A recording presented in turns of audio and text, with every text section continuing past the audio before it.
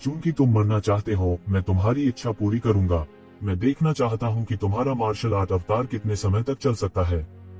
जितना आप कर सकते हैं उससे कम से कम लंबा। आपकी चोटें अधिक समय तक चलने में सक्षम नहीं होनी चाहिए। ये शिवेन जोर से हंस पड़ी। उसने अपने हाथ में एक लाइटसेबर पकड़ा और एक बार फिर लोहे की छड़ की ओर दौड़ा। ये शिवेन का सबसे बड़ा फायदा था।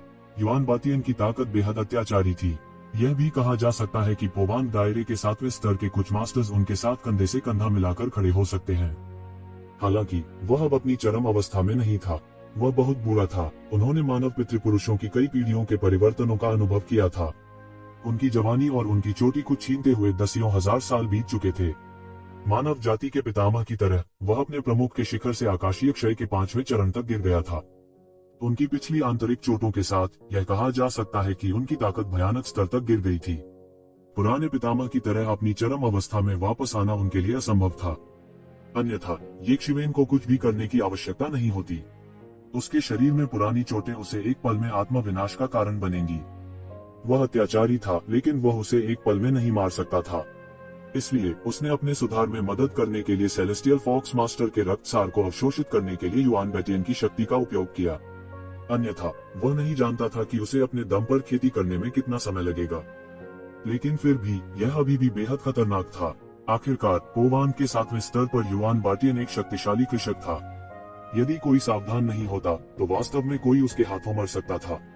यह कोई ऐसी चीज नहीं थी जिसे करने की हिम्मत किसी में भी हो। टकराना, टकराना, टकराना। ये शिवेन और युआन बातियन शून्य में लड़े। तारे टूट रहे थे और आकाश फट रहा था। यह प्रलय का दृश्य था। हर बार जब वे आपस में टकराते थे तो ये शिवेन का शरीर एक जोरदार धमाके के साथ फटने के कगार पर था। यहाँ तक कि उसका सोने का मुकुट वाला अत्याचारी रूप भी इन आक्रमणों की भयानक शक्ति के कारण किसी भी समय चकनाचूर होने के कगार पर था। कोई और होता तो बहुत पहले ही कुचल कर मार दिया गया होता। थोड़ी सी भी दया के बिना दोनों पक्ष आमने सामने लड़ रहे थे। उनका खून खौल रहा था, खासकर ये शिवेन का, जो ताकत से भरा हुआ था। हालांकि वह हमेशा एक नुकसान में था, लेकिन उसके जोश को देखकर लगभग लोगों को यह लगने लगा था कि वह वही है जिसका पलड़ा भारी है। जब कई लोगों ने इस दृश्य को देखा तो वे खुद को सोचने से रोक नहीं पाए कि इस बच्चे की क्षमता असीम है। अहंकारी और निरंकुश होना मानवीय स्वभाव था जब किसी का पलड़ा भारी होता था। उनमें से ज्यादातर वही थे। हालांकि हर कोई विपरीत परिस्थितियों का सामना करने के लिए एक मजबूत लड़ाई की भावना को बनाए नहीं रख सका। इस तरह का व्यक्ति या तो जीनियस था जिसे जीतने का पूरा भरोसा था, या फिर वह पागल था। कोई फर्क नहीं पड़ता कि वह कौन सा था, वह कोई ऐसा नहीं था जिसे वे भड़काना चाहते थे। कई लोगों ने ठहाके भी लगाने शुरू कर दिए। इस बार डिवाइन यूनियन और हेवन वेस्टलैंड पैलेस दोनों के लिए सिर दर्द होगा। अगर कहा जाता था कि यह मूल रूप से केवल एक बाग शावक था, तो यह अब पूरी तरह से बड़ा हो गया था। हालांकि यह स्वर्ग बंजर भूमि महल और दिव्य गठबंधन की नींव को हिला देने के लिए पर्याप्त नहीं था, यह उनमें से मांस का एक टुकड़ा काटने के लिए पर्याप्त था। आखिरकार गहन दुनिया में हर कोई इन दो दिग्गजों को पसंद नहीं करता था। बहुत से लोग उन्हें स्वयं को मूर्ख बनाते हुए देखने के लिए प्रतीक्षा कर रहे थे। जिस तरह ये शिवेन और युआन बातियन के बीच लड़ाई जोरों पर थी, दूसरी तरफ स्टार बीस्ट और फायर फॉक्स के बीच लड़ाई का परिणाम पहले ही तय हो चुका था। जब स्टार बीस्ट ने फायर फॉक्स के सिर को काट लिया तो लड़ाई समाप्त हो गई। 3 पौराणिक युद्ध क्षेत्रों में से यह सबसे रक्तरंजित और सबसे अत्याचारी था। दोनों पक्ष अत्याचारी भयंकर पशु थे। वे अतुलनीय रूप से शक्तिशाली थे, लेकिन उन्होंने लड़ने का सबसे आदिम तरीका चुना था। पूरा दृश्य अतुलनीय रूप से क्रूर लग रहा था। गर्जन, द स्टार बीस्ट दहाड़ा। उसकी दहाड़ बेफिक्र थी। इस लड़ाई में उन्हें काफी नुकसान उठाना पड़ा था। उसका शरीर नुकीले पंजों से खरोंच से भरा था, जिनमें से कुछ ने उसके आंतरिक अंगों को भी घायल कर दिया था। कोई आंतरिक अंगों को धड़कता हुआ भी देख सकता था। हालांकि यह कीमत इसके लायक थी। उसने सीधे फायर फॉक्स की लाश को निगल लिया। वह वहीं पर लेट गया और फायर फॉक्स के रक्तसार, साथ ही साथ उसके निदान और अनगिनत वर्षों की खेती को बचाने लगा। यह सब एक घूंट में निगलने के बाद वह शायद काफी हद तक ठीक हो जाएगा। हालांकि बहुत से लोग ईर्ष्यालु थे। बहुत से लोगों ने इस भयंकर जानवर को उकसाने की हिम्मत नहीं की जो अभी अभी पागल हुआ था। वे केवल बेबसी से देख सकते थे क्योंकि उसने एक घूंट में सब कुछ निगल लिया था। दूसरी ओर पुराने कबीले के नेता और स्वर्गीय फॉक्स कबीले के नेता के बीच लड़ाई भी एक गर्म चरण में प्रवेश कर चुकी थी। हालांकि स्वर्गीय लोमड़ी कबीले का नेता पूरी तरह से एक नुकसानदेह स्थिति में आ गया था, लेकिन वह पूरी तरह से पराजित नहीं हुआ था। हा, क्या तुमने वह देखा? बूढ़ा आदमी अब तुम्हारे वंश का सबसे उत्कृष्ट प्रतिभावान भी मरने वाला है। आपके मानव वंश की इतने वर्षों की योजना भी व्यर्थ जाने वाली है। मैं तुम्हें तड़पा तड़पा कर मार डालूंगा। इसके बाद मैं पूरे मानव कुल का वध कर दूंगा। मुर्गे और कुत्तों को भी नहीं बख्शा जाएगा। वह अपने चेहरे पर कुछ उग्र नजर के साथ हंसता रहा। अपने सबसे लाडले बेटे का जाना उनके लिए बहुत बड़ा सदमा था। पुराने कबीले के नेता ने बात नहीं की, लेकिन उसके हाथ तेजी से चले। यह स्पष्ट था कि वह थोड़ा चिंतित होने लगा था। मैं तुम्हें पहले मार डालूंगा। अंत में पुराने कबीले के नेता ने अपना मुंह खोला और उसके हाथ का लंबा भाला अचानक चुभ गया। एक पल में शून्य अचानक फटा। उसका लंबा भाला एक अजगर की तरह था और भाला तुरंत एक लंबे अजगर की तरह फूट पड़ा, जो भयंकर रूप से चुभ रहा था। बूम! एक पल में सब कुछ बिखर गया। वह पहले से ही चिंतित महसूस करने लगा था और अब और इंतजार नहीं कर सकता था। उसके पास ज्यादा समय नहीं बचा था। यदि उसने वास्तव में स्वर्गीय फॉक्स कबीले के नेता को सफल होने दिया, तो मानव कबीले का नेता खतरे में पड़ जाएगा। युआन बातियन की तो बात ही क्या, कोई भी स्वर्गीय फॉक्स कबीले के नेता के साथ प्रतिस्पर्धा नहीं कर सकता था। क्या मानव कबीले के नेता को खत्म नहीं कर दिया जाएगा? यह सोचकर उसकी आंखें एकाएक भयंकर हो उठीं। एक खतरे से छुटकारा पाने के लिए उसे पहले दूसरे खतरे से छुटकारा पाना होगा। बूम! लंबा भाला सीधे आकाश में कट गया और स्वर्गीय लोमड़ी कबीले के नेता की ओर जमकर फटा, जिससे उसके लिए चकमा देना असंभव हो गया। जिस लंबे ब्लेड को उसने काट डाला था, वह पुराने कबीले के नेता के लंबे भाले को रोक नहीं सका। बूम! उसे सीधे उड़ा दिया गया और मुंह से खून के छींटे निकले, लेकिन उसके चेहरे पर एक भयानक मुस्कान थी। वह पागलपन से चिल्लाया, देखो, हा हा हा हा, यह बेकार है। आज तुम्हारा मानव वंश मर जाएगा। आप मरने वाले पहले व्यक्ति होंगे। ओल्ड क्लैन लीडर चिल्लाया और उसका शरीर तोप के गोले की तरह आसमान में उड़ गया। उसने स्वर्गीय लोमड़ी कबीले के नेता को जमकर पकड़ा, जो आकाश में पीछे की ओर उड़ रहा था। लंबा भाला एक अजगर की तरह था और वह भयंकर रूप से नीचे गिरा। बूम! स्वर्गीय फॉक्स कबीले के नेता को सीधे मौके पर लंबे भाले से वार किया गया था और भाले के साथ सीधे जमीन पर गिरा दिया गया था। मानव कबीले के विशेषज्ञों ने अपनी सांस रोक रखी थी। पुराने कबीले के नेता को स्वर्गीय फॉक्स कबीले के नेता को अंतिम झटका देते हुए देखने का इंतजार कर रहे थे। हालांकि अचानक पुराने कबीले के नेता ने मुंह से खून निकाला और उसकी सांस रुक गई। उसका पूरा शरीर अचानक कांपने लगा और शरीर जो मूल रूप से जवान हो गया था, अचानक तेजी से बूढ़ा होने लगा। अरे नहीं, पुराने कबीले का नेता मरने वाला है, किसी ने जोर से कहा, खासकर मानव योद्धा। उनमें से कई की आंखों में आंसू थे। उनमें से कई स्पष्ट रूप से जानते थे कि बूढ़ा पितामह, जिसने अपनी पूरी क्षमता को प्रज्वलित कर दिया था और अपने जीवन काल को जला दिया था, वह अधिक समय तक टिके रहने में सक्षम नहीं होगा। हालांकि उन्हें उम्मीद नहीं थी कि यह क्षण इतनी जल्दी आ जाएगा। हा, अपने गृहनगर लौटने के बाद मैं अब भी तुमसे बेहतर पकड़ रख सकता हूँ। स्वर्गीय लोमड़ी कबीले का नेता अचानक हिस्टीरिक रूप से दहाड़ा। उसने देखा कि वह अपना दिमाग खो चुका था। उसका पूरा शरीर लगातार संघर्ष कर रहा था, मानो वह पुराने कबीले के नेता के लंबे भाले से मुक्त होना चाहता हो। उनकी खुद की ताकत खराब नहीं थी, लेकिन पुराने कबीले के नेता की तुलना में जो पोवांग दायरे के 7वें स्वर्ग में एक पुराना राक्षस था, अभी भी एक बड़ा अंतर था। मैं मरने वाला हूँ, तुम मेरे साथ नीचे जाओ। पुराने कबीले का नेता हंसा और उसकी सांसें थम गईं। उनके चेहरे पर फिर से उम्र के धब्बे दिखने लगे। एक पल में ऐसा लगा जैसे वह अपने जीवन के प्रमुख से अपने जीवन के अंत तक चला गया हो। एक पल में उनके शरीर पर 10,000 वर्ष का काल प्रवाहित हो गया। उसने मानव कबीले की दूर की पैतृक भूमि को देखा, जैसे कि उसने समय और स्थान के माध्यम से कुछ देखा हो, और उसकी आंखों में थोड़ी अनिच्छा थी। वह वास्तव में सहन नहीं कर सका। हालांकि अलविदा। उसके शरीर का आखिरी खून उबलकर बाहर आ गया, जिससे खून के रंग की एक बड़ी सील बन गई और स्वर्गीय लोमड़ी कबीले के नेता को जमकर दबा दिया, जो बिल्कुल भी हिल नहीं सकता था। बूम! एक बड़ी गर्जना के साथ खून पूरी तरह से उबल गया और एक विशाल बम की तरह अचानक फट गया। भयानक विस्फोट ने सब कुछ चकनाचूर कर दिया और एक अद्वितीय भयानक तूफान बह गया। यह एक पल में ढह गया और फिर सभी दिशाओं में भयंकर रूप से बह गया। एक बड़ा निर्वात बन गया था। इस दृश्य को देखते हुए बाई जियानशिंग पहले से ही सुबक रही थी। वह बेबसी से देखता रहा कि कबीले के बुजुर्ग सबसे वीर तरीके से गुजर गए और उसका दिल ऐसे दर्द से भर गया जैसे चाकू से वार किया गया हो। अधिक लोग युद्ध के मैदान के केंद्र में एकत्र हुए थे।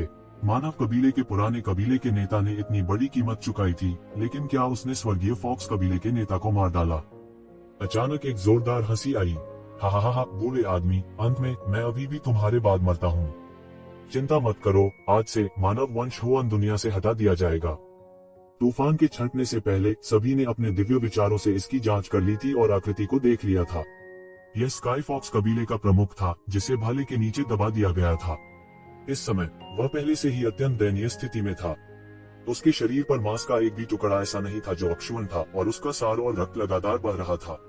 उसका आधा शरीर उड़ा दिया गया था और वह लगभग मारा गया था, लेकिन वह फिर भी जीवित रहा और मरा नहीं। हा हा हा हा, क्या अफसोस है। यदि आप अपनी चरम अवस्था में होते तो शायद इस विस्फोट से मेरी मौके पर ही मौत हो जाती। क्या अफसोस है। स्वर्गीय लोमड़ी कबीले का नेता जोर से हंसा। सब चुप थे। वास्तव में यदि पुराने कबीले का नेता अभी भी अपने चरम पर होता तो उसे भाले के नीचे कील से ठोंकना और फिर इस अंतिम हमले को शांति से शुरू करना असंभव होता। लेकिन इस समय सब कुछ महत्वपूर्ण नहीं था। पुराने कबीले का नेता मर चुका था और मानव कबीला शायद संकट में था। और इसी समय आकाश से एक अत्याचारी दहाड़ सुनाई दी। जानवर, मैं चाहता हूँ कि तुम मर जाओ। आसमान से एक जोरदार गर्जना आई। आकाश में एक आकृति बह गई। यह कोई और नहीं बल्कि बाई जियानशिंग थी।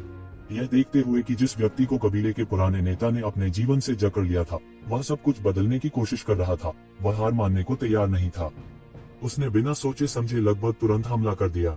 भले ही वह पोवान क्षेत्र के केवल तीसरे स्तर पर था और उसके पास ये जिवेन की तरह अपने स्तर से आगे लड़ने की अतिशयोक्तिपूर्ण क्षमता नहीं थी, फिर भी वह बाहर निकल गया। उसके मन के क्रोध ने सब कुछ ले लिया था। बूम! वह सीधे भाले की पूंछ में घुस गया।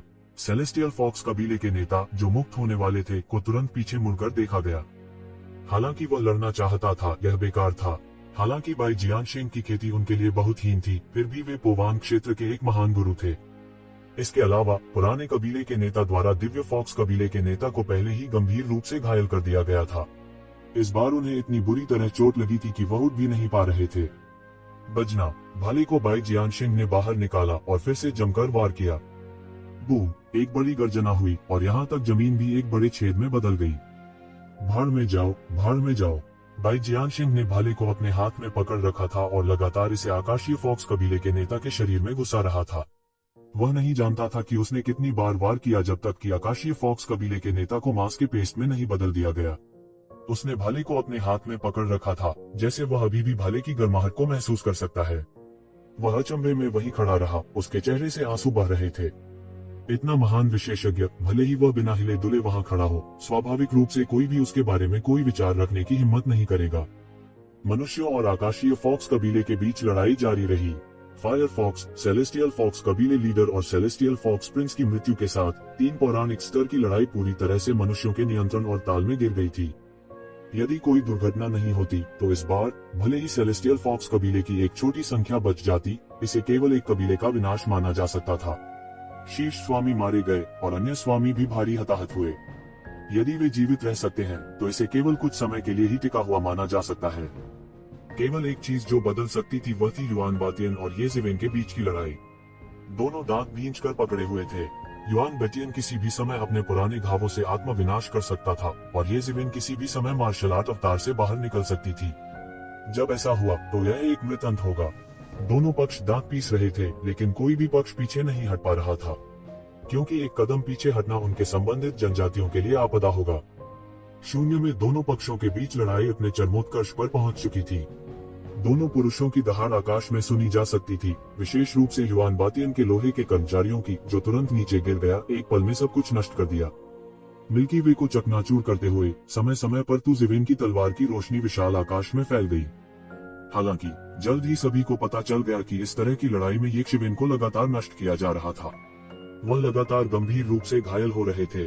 भले ही उसके पास स्वर्ग को चुनौती देने वाली चिकित्सा पद्धति हो, यह उसकी वर्तमान स्थिति की व्याख्या नहीं कर सकता था। वह जितना लड़ता उतना ही मजबूत होता जाता। यह सही है, यह युद्ध के बढ़ने के साथ साथ मजबूत होने की लय थी।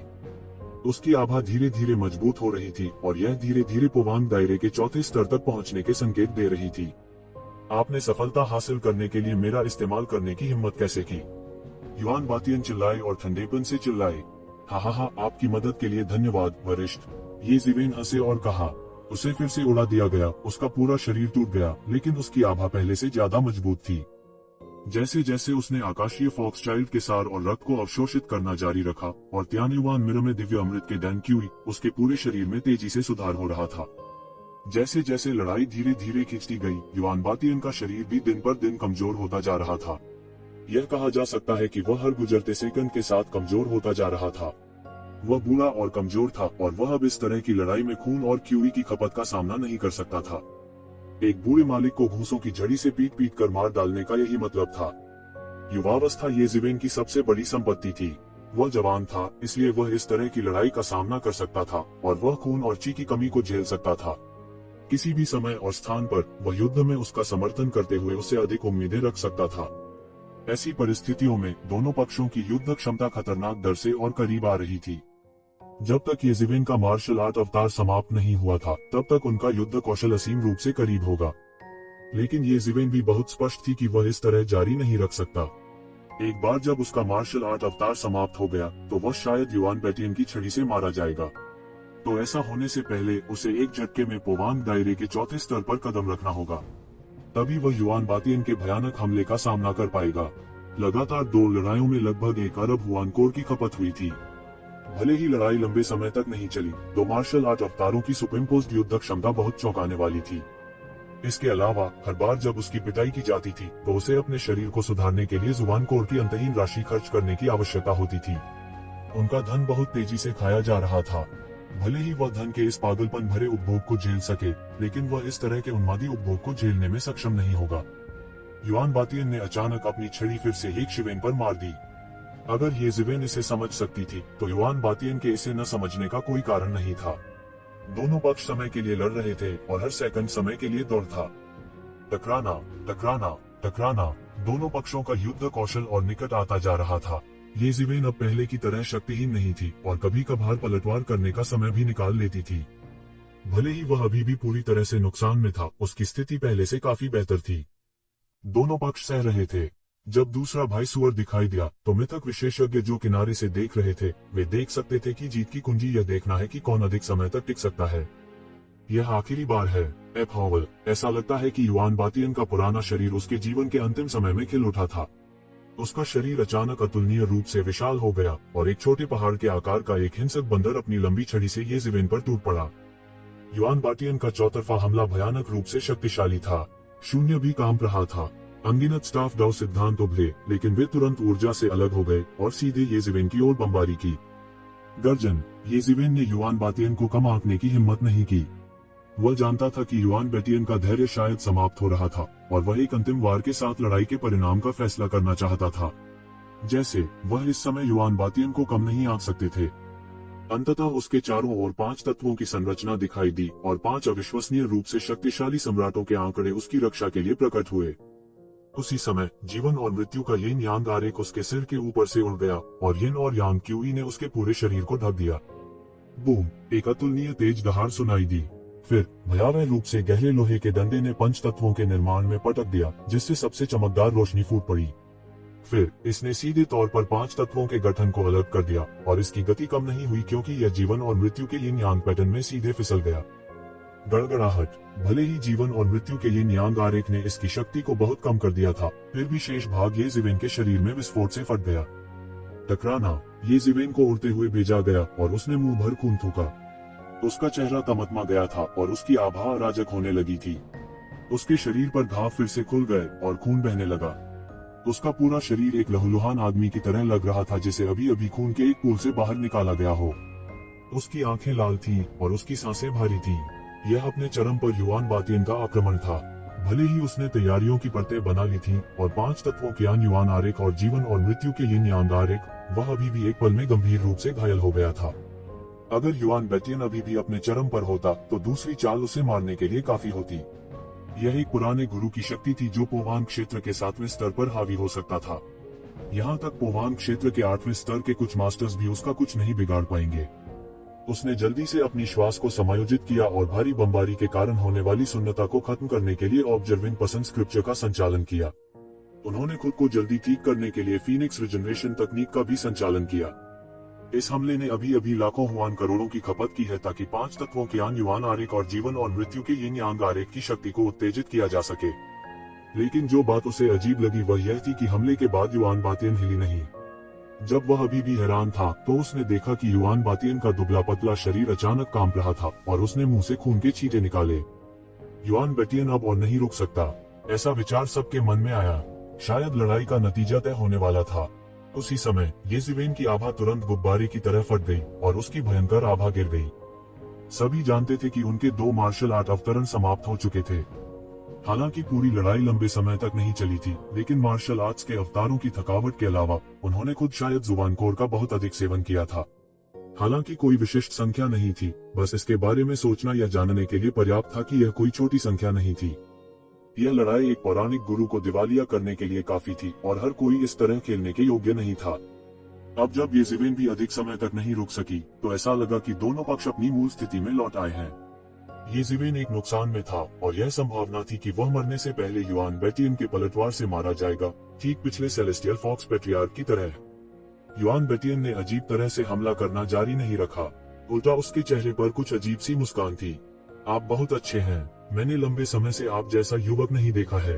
येज़ेवेन ने युआन बैटियन को संदिग्ध रूप से देखा, न जाने वह क्या कर रहा था, लेकिन उसने अपने शरीर की चोटों को ठीक करने के लिए फीनिक्स रीजनरेशन तकनीक का लगातार उपयोग करने का अवसर भी लिया। मुझे पता है कि आप मेरी बाहरी शक्ति को तोड़ने में मदद करने के लिए उधार लेना चाहते हैं, लेकिन ऐसा लगता है कि आप अभी भी थोड़े छोटे हैं। मैं आपकी मदद कर सकता हूँ, लेकिन बदले में मुझे आपसे एक वादा चाहिए। मानव जाति के बीच संघर्ष और दानवों की दौड़ आकाशीय फॉक्स कबीले पर रुक जाएगी। यह कैसा रहेगा? युआन बैटियन ने अपनी आंखें खोली और येज़ेवेन को देखा। मुझे पता है कि आप अपनी बाहरी शक्ति को तोड़ने में मदद करने के लिए उधार लेना चाहते हैं। आप में अभी भी थोड़ी कमी है। मैं आपकी मदद कर सकता हूँ, लेकिन बदले में आपको मुझसे वादा करना होगा कि मानव जाति और दानव जाति के बीच संघर्ष हेवनली फॉक्स क्लान पर रुकेंगे। उसके बारे में क्या ख्याल है? युआन बैटियन ने अपनी आंखें खोली और येज़ेवेन को देखा। युआन बैटियन के शब्दों को सुनने के बाद जिन लोगों ने अभी प्रतिक्रिया नहीं दी थी, वे स्तब्ध रह गए। तभी सभी को पता चला कि येज़ेवेन ने युआन बैटियन के हमले का इस्तेमाल करके उसे पार करने में मदद की थी। विशेष रूप से कई लीजेंड विशेषज्ञों ने अनजाने में ठंडी हवा की सांस ली। हालांकि वे गहन मृत्यु अवस्था के विशेषज्ञ भी इस मामले पर ध्यान दे रहे थे, वे केवल येज़ेवेन को ही देख पा रहे थे जो मुश्किल से इसे झेल पा रहे थे। शायद वे वास्तव में यह समझने में असमर्थ थे कि यह कितना खतरनाक था, लेकिन वे बहुत स्पष्ट थे, विशेष रूप से पोवान क्षेत्र के तीसरे और सातवें आसमान के बीच का अंतर।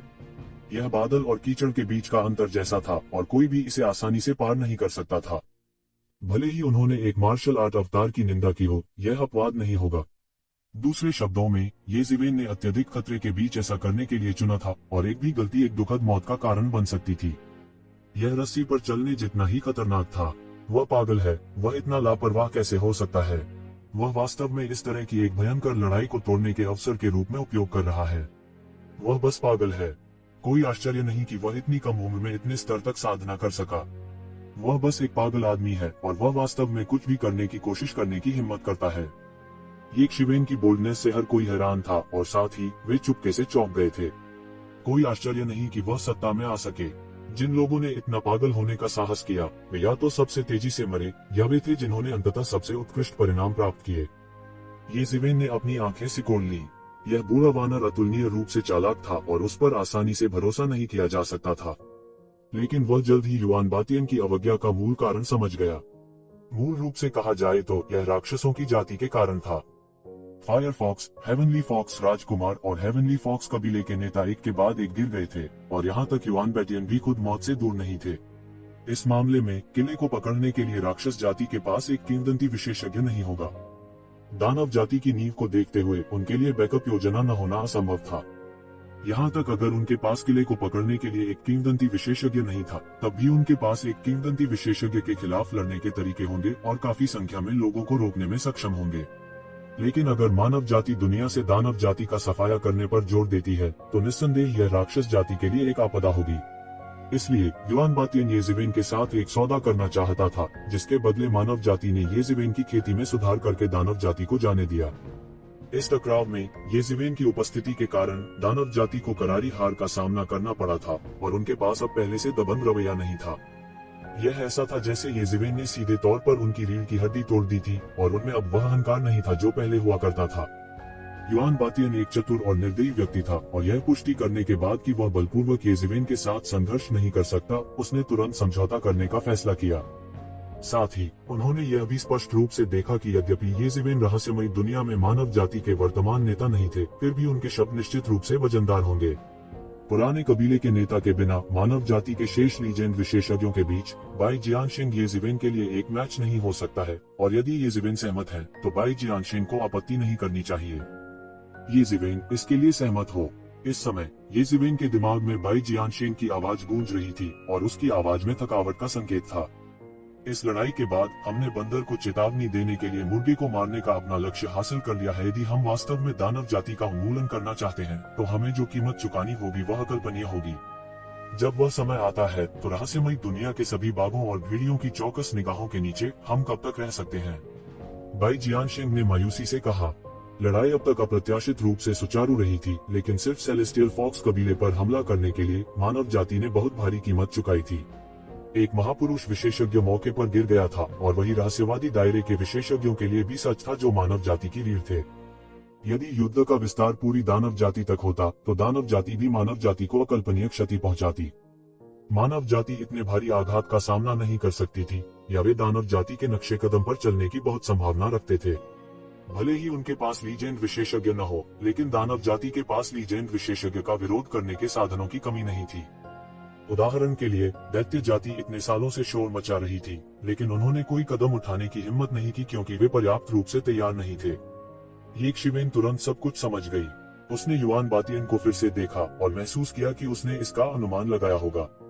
यहाँ तक अगर मानव जाति के पास ऐसा करने की क्षमता होती तो वे मानव जाति द्वारा गंभीर रूप से घायल होने या मारे जाने के जोखिम को जोखिम में नहीं डालते। वे दानव जाति का संहार करने के लिए इतनी दूर नहीं गए होंगे। इसलिए वह बहुत आश्वस्त था कि उसके कहने का कारण उसके परिवार के लिए अंतिम उपाय के रूप में था। यदि वह सहमत हो जाता तो मानव जाति के दानव जाति के खिलाफ कदम उठाने की संभावना और भी कम हो जाती। उसने राहत की सांस ली और धीरे से बोला, मुझे कहना होगा, आपकी योजना वास्तव में त्रुटिहीन है।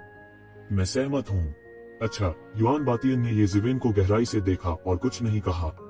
उसने ये जिवेन को अपने शब्दों से पीछे नहीं हटने देने के लिए कुछ भी नहीं कहा। हाँ, भविष्य का युग आप युवाओं का युग है और यह मेरे लिए समाप्त होने का समय है।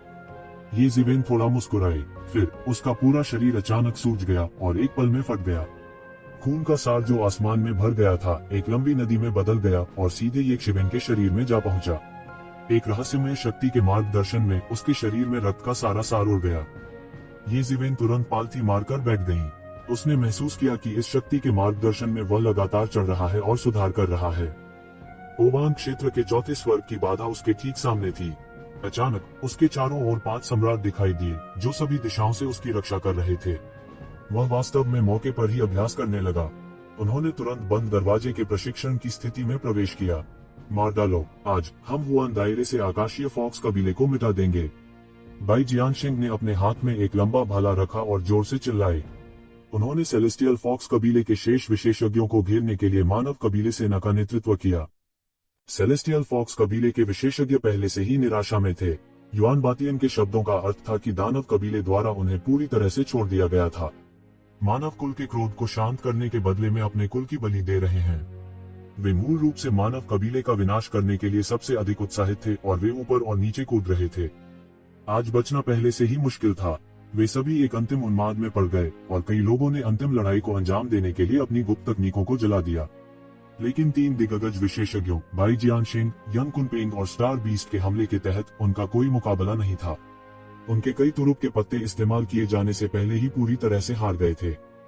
हालांकि लड़ाई आधी भी नहीं हुई थी। सभी दिग्गज विशेषज्ञों के विनाश के साथ मूल रूप से इसे केवल अंत की स्थिति में प्रवेश करने के रूप में माना जा सकता था। इस समय ये जिवेन ने इतनी परवाह नहीं की और सीधे बंद कमरे में प्रशिक्षण की स्थिति में प्रवेश करना शुरू कर दिया। उसका पूरा शरीर शून्य में तैरता रहा, लगातार ऊपर नीचे होता रहा। अचानक आकाश में कई अत्याचारी दैवीय इंद्रियां सीधे बह गईं। ये शिवेन के 5 तत्वों के महान सरणी में घुसना चाहते थे। अचानक शून्य में एक बड़ा हाथ अचानक सीधे पकड़ लिया, सीधे विशाल आकाश को कुचल दिया और 5 तत्वों के महान सरणी में ये जिवेन को पकड़ लिया। और ये जिवेन के चारों ओर 5 तत्वों के महान समूह ने तुरंत प्रतिक्रिया व्यक्त की और सुनहरी दिव्यता और पलटवार करना शुरू कर दिया। बूम! पूरा बड़ा हाथ अचानक फट गया और शून्य थोड़ी देर के लिए हिल गया। फिर एक शक्तिशाली देवता शून्य से बाहर चला गया। वह लंबा और मजबूत था, उसके पीछे 6 जोड़ी पंख थे। उसका पूरा हाथ टूट गया था और यह सिर्फ 5 तत्व महान सरणी द्वारा उड़ा दिया गया था। लेकिन जल्द ही वह लगभग ठीक हो गया था। ये जिवेन, आज यहाँ बंद कमरे में प्रशिक्षण लेना आपके लिए एक बड़ी गलती है। आज मैं तुम्हें तुम्हारे रास्ते पर भेजूंगा। इस शक्तिशाली 6 पंखों वाले देवता के चेहरे पर थोड़ा सा मजाक दिखा। क्या तुम मरना चाहते हो? ये जिवेन ठंडेपन से चिल्लाई, लेकिन उसका शरीर और दिमाग अभी भी पूरी तरह से साधना में डूबा हुआ था। तुम्हारी हिम्मत कैसे हुई मुझे धमकी देने की? आप एक पोवांग मध्य चरण के बच्चे भी नहीं हैं और आप अभी भी कानों के पीछे गीले हैं। इस शक्तिशाली देवता ने अचानक महसूस किया कि उसकी महिमा को येजिवेन द्वारा उकसाया गया था और येजिवेन द्वारा पूरी तरह से अनदेखा कर दिया गया था। ऐसी परिस्थितियों में येजिवेन ने वास्तव में उसे धमकाने की हिम्मत की। वह बस जीने से थक गया था। आप मौत को दावत दे रहे हैं। उसने सीधे एक शक्तिशाली कानून का विस्फोट किया जो स्वर्ग के हथियारों में बदल गया और येशिवेन की ओर फूट पड़ा। हे, वास्तव में कोई है जो मरना चाहता है, कितना दिलचस्प है। अचानक एक भद्दी आवाज सुनाई दी। शून्य में राक्षसी क्यूई के साथ एक विशाल हाथ आगे बढ़ा और सब कुछ कुचल दिया। शक्तिशाली डेमिगोड के कानूनों को जबरन हड़प लिया जो हमला करने के लिए दौड़ रहे थे। बूम! शक्तिशाली देवता गाद से पकड़ा गया था और उसे उम्मीद नहीं थी कि कोई वास्तव में अंधेरे में छिपा हुआ है। इस बार बचने का समय नहीं था और वह इस बड़े हाथ से पकड़ा गया और सीधे मौके पर छाती पर वार किया। बूम! यह शक्तिशाली देवता मौके पर ही नष्ट हो गया और उसकी छाती की सभी हड्डियां टूट गईं। वह उल्का की तरह उड़ गया और दर्द से कराह उठा। कौन है भाई? कई शक्तिशाली दिव्य इच्छाएं बह गईं।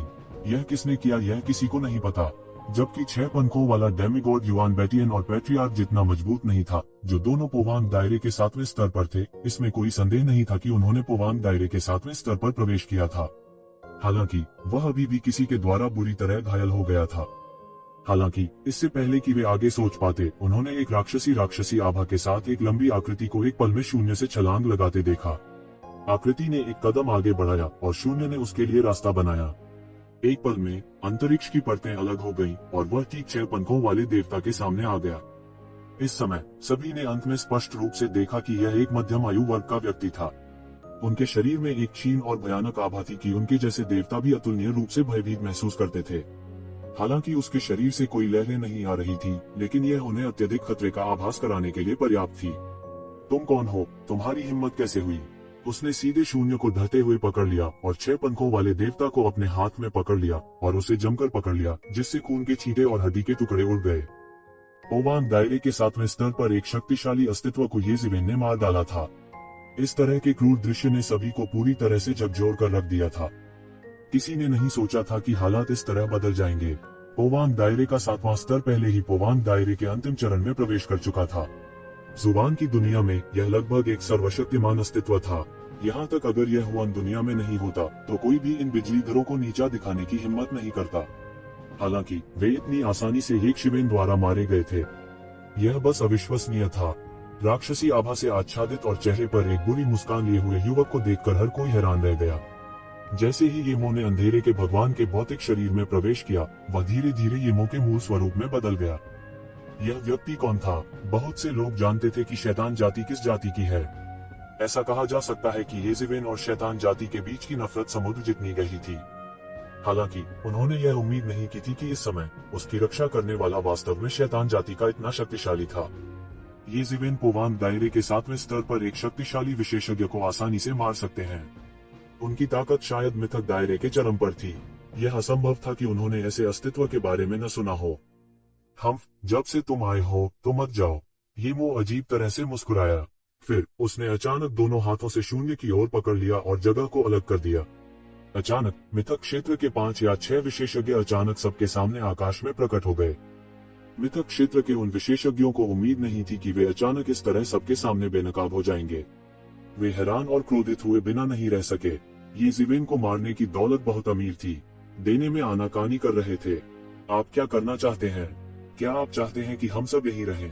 3 सिर वाले मिथक क्षेत्र के विशेषज्ञों में से एक गुस्से में दहाड़ने के अलावा और कुछ नहीं कर सका। फिर तुम सब यही रहोगे? येमो अजीब तरह से मुस्कुराया। उसे देखते ही उसकी आंखों में कुछ तिरस्कार था। उसने उन्हें अपनी आंखों में बिल्कुल नहीं डाला। तुम्हारी हिम्मत कैसे हुई? क्या तुम नहीं जानते कि हम किन ताकतों का प्रतिनिधित्व करते हैं? तुम में वाकई हिम्मत है। हे, तुम्हें क्या लगता है कि तुम कौन हो? तुम सिर्फ चींटियों का झुंड हो। अगर यह इस तथ्य के कारण नहीं था कि मैं सही स्थिति में नहीं हूँ, तो आप में से कोई भी और आपके पीछे की ताकतें बच नहीं पाएंगी। इतना कहने के बाद येमो ने फिर से अपनी हथेली से पकड़ लिया। कोई फैंसी चाल नहीं थी, यह सिर्फ एक साधारण पकड़ थी और शून्य पूरी तरह से ढह गया। बूम! शून्य अचानक मंथन किया। येमो का हाथ एक विशाल हाथ की तरह था जिसने आकाश को ढक लिया, सीधे 3 सिर वाले मिथक विशेषज्ञ की ओर ले गया। 3 सिर वाले मिथिकल रियल्म विशेषज्ञ ने मुंह से हवा निकाली और तुरंत स्रोत को संघनित कर दिया। इसे एक कानून में बदल दिया जो रेमो की ओर फटा, हालांकि यह बेकार था। इसे सीधे येमो ने मौके पर ही तोड़ दिया। फिर पौराणिक क्षेत्र विशेषज्ञ चकमा नहीं दे सका और उसे सीधे मौके पर ही थप्पड़ मार दिया गया। एक भयानक शक्ति सीधे उसके शरीर में जुड़ गई और पौराणिक क्षेत्र विशेषज्ञ का शरीर मौके पर ही फट गया। वह अभी 6 पंखों वाले पौराणिक दायरे के विशेषज्ञ से ज्यादा बेहतर नहीं था। बस एक पल की बात थी। इस समय शेष मिथक विशेषज्ञों ने अंततः महसूस किया कि येमो मृत्यु का अद्वितीय और कानून विहीन देवता था। उन्हें अपने पीछे की ताकतों की बिल्कुल भी परवाह नहीं थी। वह बस एक पागल आदमी था और वे ऐसे राक्षस से सबसे ज्यादा डरते थे जो नियमों पर ध्यान नहीं देता था।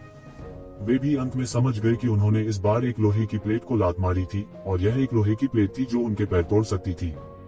इस समय वे येमो को धमकी देने के मूड में नहीं थे, क्योंकि वे भी अच्छी तरह जानते थे कि यह बेकार होगा। वे जल्दी से सभी दिशाओं में भाग गए और उन्होंने बिल्कुल भी रुकने का साहस नहीं किया। तुम जाना चाहते हो, जाने के बारे में सोचो भी मत। येमो अजीब तरह से हंसे। उन्होंने 2 पोवान क्षेत्र 7वें स्तर के विशेषज्ञों के रक्त सार को निगल लिया और उनकी ताकत भी पागलपन से बढ़ रही थी। Boom boom boom. अधिग्रहित, जनजात, सच्चा क्षेत्र, दंत कथा, साधु क्षेत्र, महान साधु क्षेत्र, पारलौकिक क्षेत्र, कानून अभिव्यक्ति दायरे, गहरा क्षेत्र, पोवान क्षेत्र। पोवान क्षेत्र। अपनी पागल उन्नति के दौरान उसने इन मिथक विशेषज्ञों के रक्त सार को निगल लिया। ऐसा लग रहा था कि उन्होंने वह यात्रा पहले ही पूरी कर ली थी जिसे सामान्य लोगों को कम समय में जीवन भर के लिए चलने की आवश्यकता हो सकती है। हर कोई एक पल में थोड़ा गूंगा था। उन्हें नहीं पता था कि क्या हो रहा है। उनके सामने का आदमी भयानक था। हालांकि ऐसा भयानक आदमी वास्तव में अपनी ताकत बढ़ा रहा था और यह वास्तव में एक वायद दायरे से था। क्या हो रहा था? उन्होंने शायद कभी नहीं सोचा होगा कि यह येमो के ईश्वर के खोल में प्रवेश करने का परिणाम था। उसकी ताकत बढ़ने के बाद येमो की ताकत और भी मजबूत हो गई। वह सीधे उनका पीछा करने लगा। ये मिथक विशेषज्ञ आमतौर पर राजसी और दबंग थे। इस दौरान उन्हें मरे हुए कुत्तों की तरह पीटा गया। वे येमो के लिए बिल्कुल भी मैच नहीं थे। लगभग 2 या 3 चालों में इन मिथक विशेषज्ञों को सीधे उसके द्वारा पीटा गया और फिर निगल लिया गया। इस तरह की क्रूर युद्ध पद्धति ने इन मिथक विशेषज्ञों को पूरी तरह से भयभीत कर दिया था। जब तक भगवान प्रकट नहीं हुए, वे लगभग सबसे शक्तिशाली अस्तित्व थे। उन्हें दुनिया में लोगों का सबसे सम्मानित समूह कहा जा सकता है। उनका जीवन काल लंबा था और वे शक्तिशाली थे। उनके लिए दूसरों की आराधना का आनंद लेना स्वाभाविक ही था। हालांकि उन्होंने कभी नहीं सोचा था कि वे इस तरह मरेंगे और इतने उदास तरीके से मरेंगे। उनकी ताकत को पूरी तरह से दबा दिया गया था और वे इसे बिल्कुल भी नहीं खोल सकते थे। इस तरह मरने के लिए बहुत उदास था। यह राक्षस कहां से आया? वह इतना भयानक कैसे हो सकता है? वह किस परिवार से ताल्लुक रखते थे? उन्होंने उसके बारे में पहले क्यों नहीं सुना? दानव दुनिया में पौराणिक मंच के चरम पर कुछ प्रसिद्ध राक्षस होने चाहिए जिनके बारे में उन्होंने सुना भी नहीं था। लड़ाई का ऐसा अजीब और क्रूर तरीका बस उन सभी के शीशे जमीन पर बिखर गया। उन्होंने कभी सपने में भी नहीं सोचा था कि मिथक विशेषज्ञ इतने नाजुक हो सकते हैं। वे एक कागज के शेर से ज्यादा ताकतवर नहीं थे। उस भयानक ताकत को देखना तो दूर की बात है जब वे जीवित थे। और किसको कोई आपत्ति है? क्या आप बाहर आ सकते हैं और लड़ाई कर सकते हैं? येमो ने मुस्कुराते हुए कहा। इन लोगों के सार और रक्त को अवशोषित करने के बाद उनकी ताकत सुचारू रूप से पोवान क्षेत्र तक पहुंच गई। क्योंकि चाहे वह उसकी आत्मा थी या शरीर, वे इस दायरे से बहुत परे थे, इसलिए उसे स्वर्ग के प्रतिशोध का सामना भी नहीं करना पड़ा। वह पोवान क्षेत्र में आसानी से टूट गया था। ऐसी गति बस भयावह थी। बेशक येज़िवेन के अलावा कोई नहीं जानता था कि वह अब तक एक गरीब और निराश्रित राज्य से विकसित हुआ था। हर कोई उससे डरा हुआ था। इस समय कौन उससे लड़ना चाहेगा? ऐसा करने के लिए उन्हें अपने जीवन का उपयोग करना होगा। ठीक उसी क्षण आकाश अचानक टूट गया और एक आकृति एक संप्रभु सम्राट के रूप में सभी दिशाओं में उतरी। यह एक सुंदर युवक था जो प्रकाश की किरण पर आया था। उसने बैंगनी लाल रंग की पोशाक पहनी हुई थी और बड़प्पन की हवा निकाल रही थी। वह एक पागल व्यक्ति की तरह दिखता था जो एक अद्वितीय अधिपति था। उसका चेहरा पीला पड़ गया था और उसके माथे पर एक चमकीला लाल निशान था जो विशेष रूप से आकर्षक था। दिव्य संघ के नेता। किसी ने ठंडी हवा की सांस ली और चिल्लाए बिना नहीं रह सका। दिव्य संघ के नेता इन सभी वर्षों में बहुत प्रसिद्ध रहे थे। पिछली बार जब नामलेस डाउ कॉलेज खुला था तो उसकी प्रतिष्ठा येज़िवेन की प्रतिष्ठा से कमतर नहीं थी। वास्तव में उसने येशिवेन को भी पीछे छोड़ दिया था। इन 5000 वर्षों में वह हुआन दुनिया में एक शिखर अस्तित्व बन गया था, एक ऐसा पद जिसे केवल कुछ ही लोग प्राप्त कर सकते थे। वह कभी भी डाउ कन्फर्मिंग दायरे के इतने करीब नहीं रहे थे। हालांकि हजारों साल बीत चुके थे, फिर भी उसने अपनी दौड़ के लिए युवा अवस्था में प्रवेश किया था। इंसानों की तुलना में उनका जीवन काल काफी लंबा था। जैसे ही उन्होंने ईश्वरीय संघ का अपमान किया, येज़िवेन और दिव्य संघ के नेता के बीच संघर्ष शुरू हो गया था। हर कोई दोनों पक्षों के बीच संघर्ष का इंतजार कर रहा था। येज़िवेन शुरुआत में दिव्य संघ के नेता से कार्रवाई करने के योग्य नहीं थे। बाद में वे एक तीव्र संघर्ष की आशंका जता रहे थे। वे अनुमान लगा रहे थे कि येज़िवेन और भी अधिक हिंसक तूफान लाएगा। इतने वर्षों की प्रत्याशा के बाद दोनों पक्ष आखिरकार मिले थे। हर कोई यह भी समझ गया था कि ईश्वरीय संघ के नेता अतीत में येज़िवेन के अस्तित्व की उपेक्षा कर सकते हैं। हालांकि जैसे जैसे येज़िवेन का विकास जारी रहा, उसे अब और अनियंत्रित रूप से बढ़ने की अनुमति नहीं दी जा सकती थी। अन्यथा यह छोटा बाघ भी परिपक्व होने पर सभी जानवरों का राजा बन सकता है और अंततः संपूर्ण दिव्य मिलन को खा सकता है। अतीत में यह हमेशा ईश्वरीय संघ के विशेषज्ञ थे जिन्होंने कार्रवाई की थी। अब ईश्वरीय संघ के नेता व्यक्तिगत रूप से कार्रवाई करने से खुद को रोक नहीं सकते थे। मुझे डर है कि एक तीव्र लड़ाई फिर से छिड़ने वाली है। अगर अतीत में येज़िवेन का सामना ईश्वरीय संघ के नेता से हुआ होता, तो हर कोई सोचता कि वह निश्चित रूप से मर गया होगा। हालांकि अब चीजें अलग थीं। भयानक दानव जाति के संरक्षण के साथ सब कुछ अनिश्चित लग रहा था। यह दो चोटी के पौराणिक स्तर के बिजली घरों के बीच की लड़ाई थी। पौराणिक स्तर के महाशक्तियों को भी शायद ही कभी ऐसे महाशक्तियों का मुकाबला देखने को मिला हो। इनमें से किसी एक बिजली घर को अभूतपूर्व रूप से शक्तिशाली कहा जा सकता है। रहस्यमयी दुनिया में वे शक्तिशाली अस्तित्व थे जिनका कोई विरोध नहीं कर सकता था। जब तक उनके पास कोई दूसरा विकल्प नहीं होता, तब तक इस स्तर के संघर्ष में ऐसे शक्तिशाली घर कैसे टूट सकते थे? क्या आप दिव्य संघ के नेता हैं? येमो के चेहरे पर एक चंचल मुस्कान थी। यह थोड़ा अजीब और कुछ राक्षसी लग रहा था। और आप कौन है? दिव्य संघ के नेता अपने हाथों को अपनी पीठ के पीछे रखते हुए खड़े हो गए और उन्होंने येमो को ठंडेपन से देखा।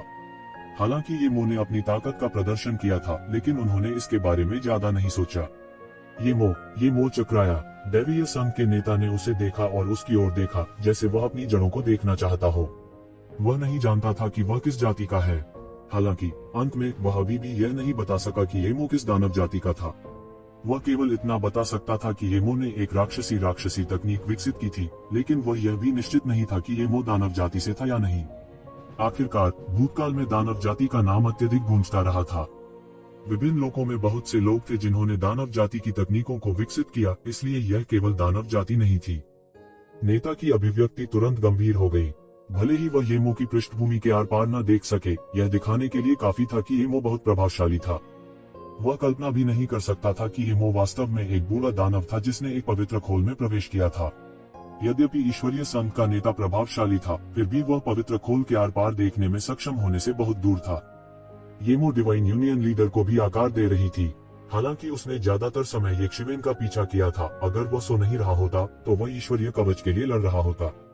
हालांकि इसका मतलब यह नहीं था कि वह येशिवेन की मौजूदा स्थिति के बारे में कुछ नहीं जानता था। येशिवेन की राय में दिव्य संघ नेता निश्चित रूप से उन 3 पहाड़ों में से एक था जो उसके दिल पर भारी थे।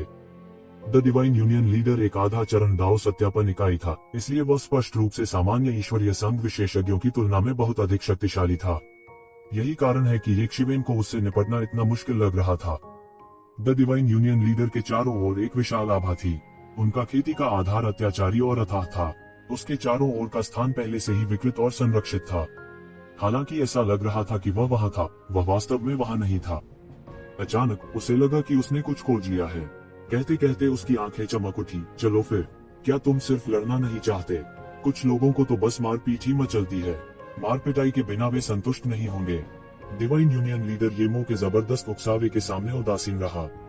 उन्होंने केवल उदासीनता से कहा, क्या आप सुनिश्चित हैं कि आप मेरे और उनके बीच के मामले में हस्तक्षेप करना चाहते हैं?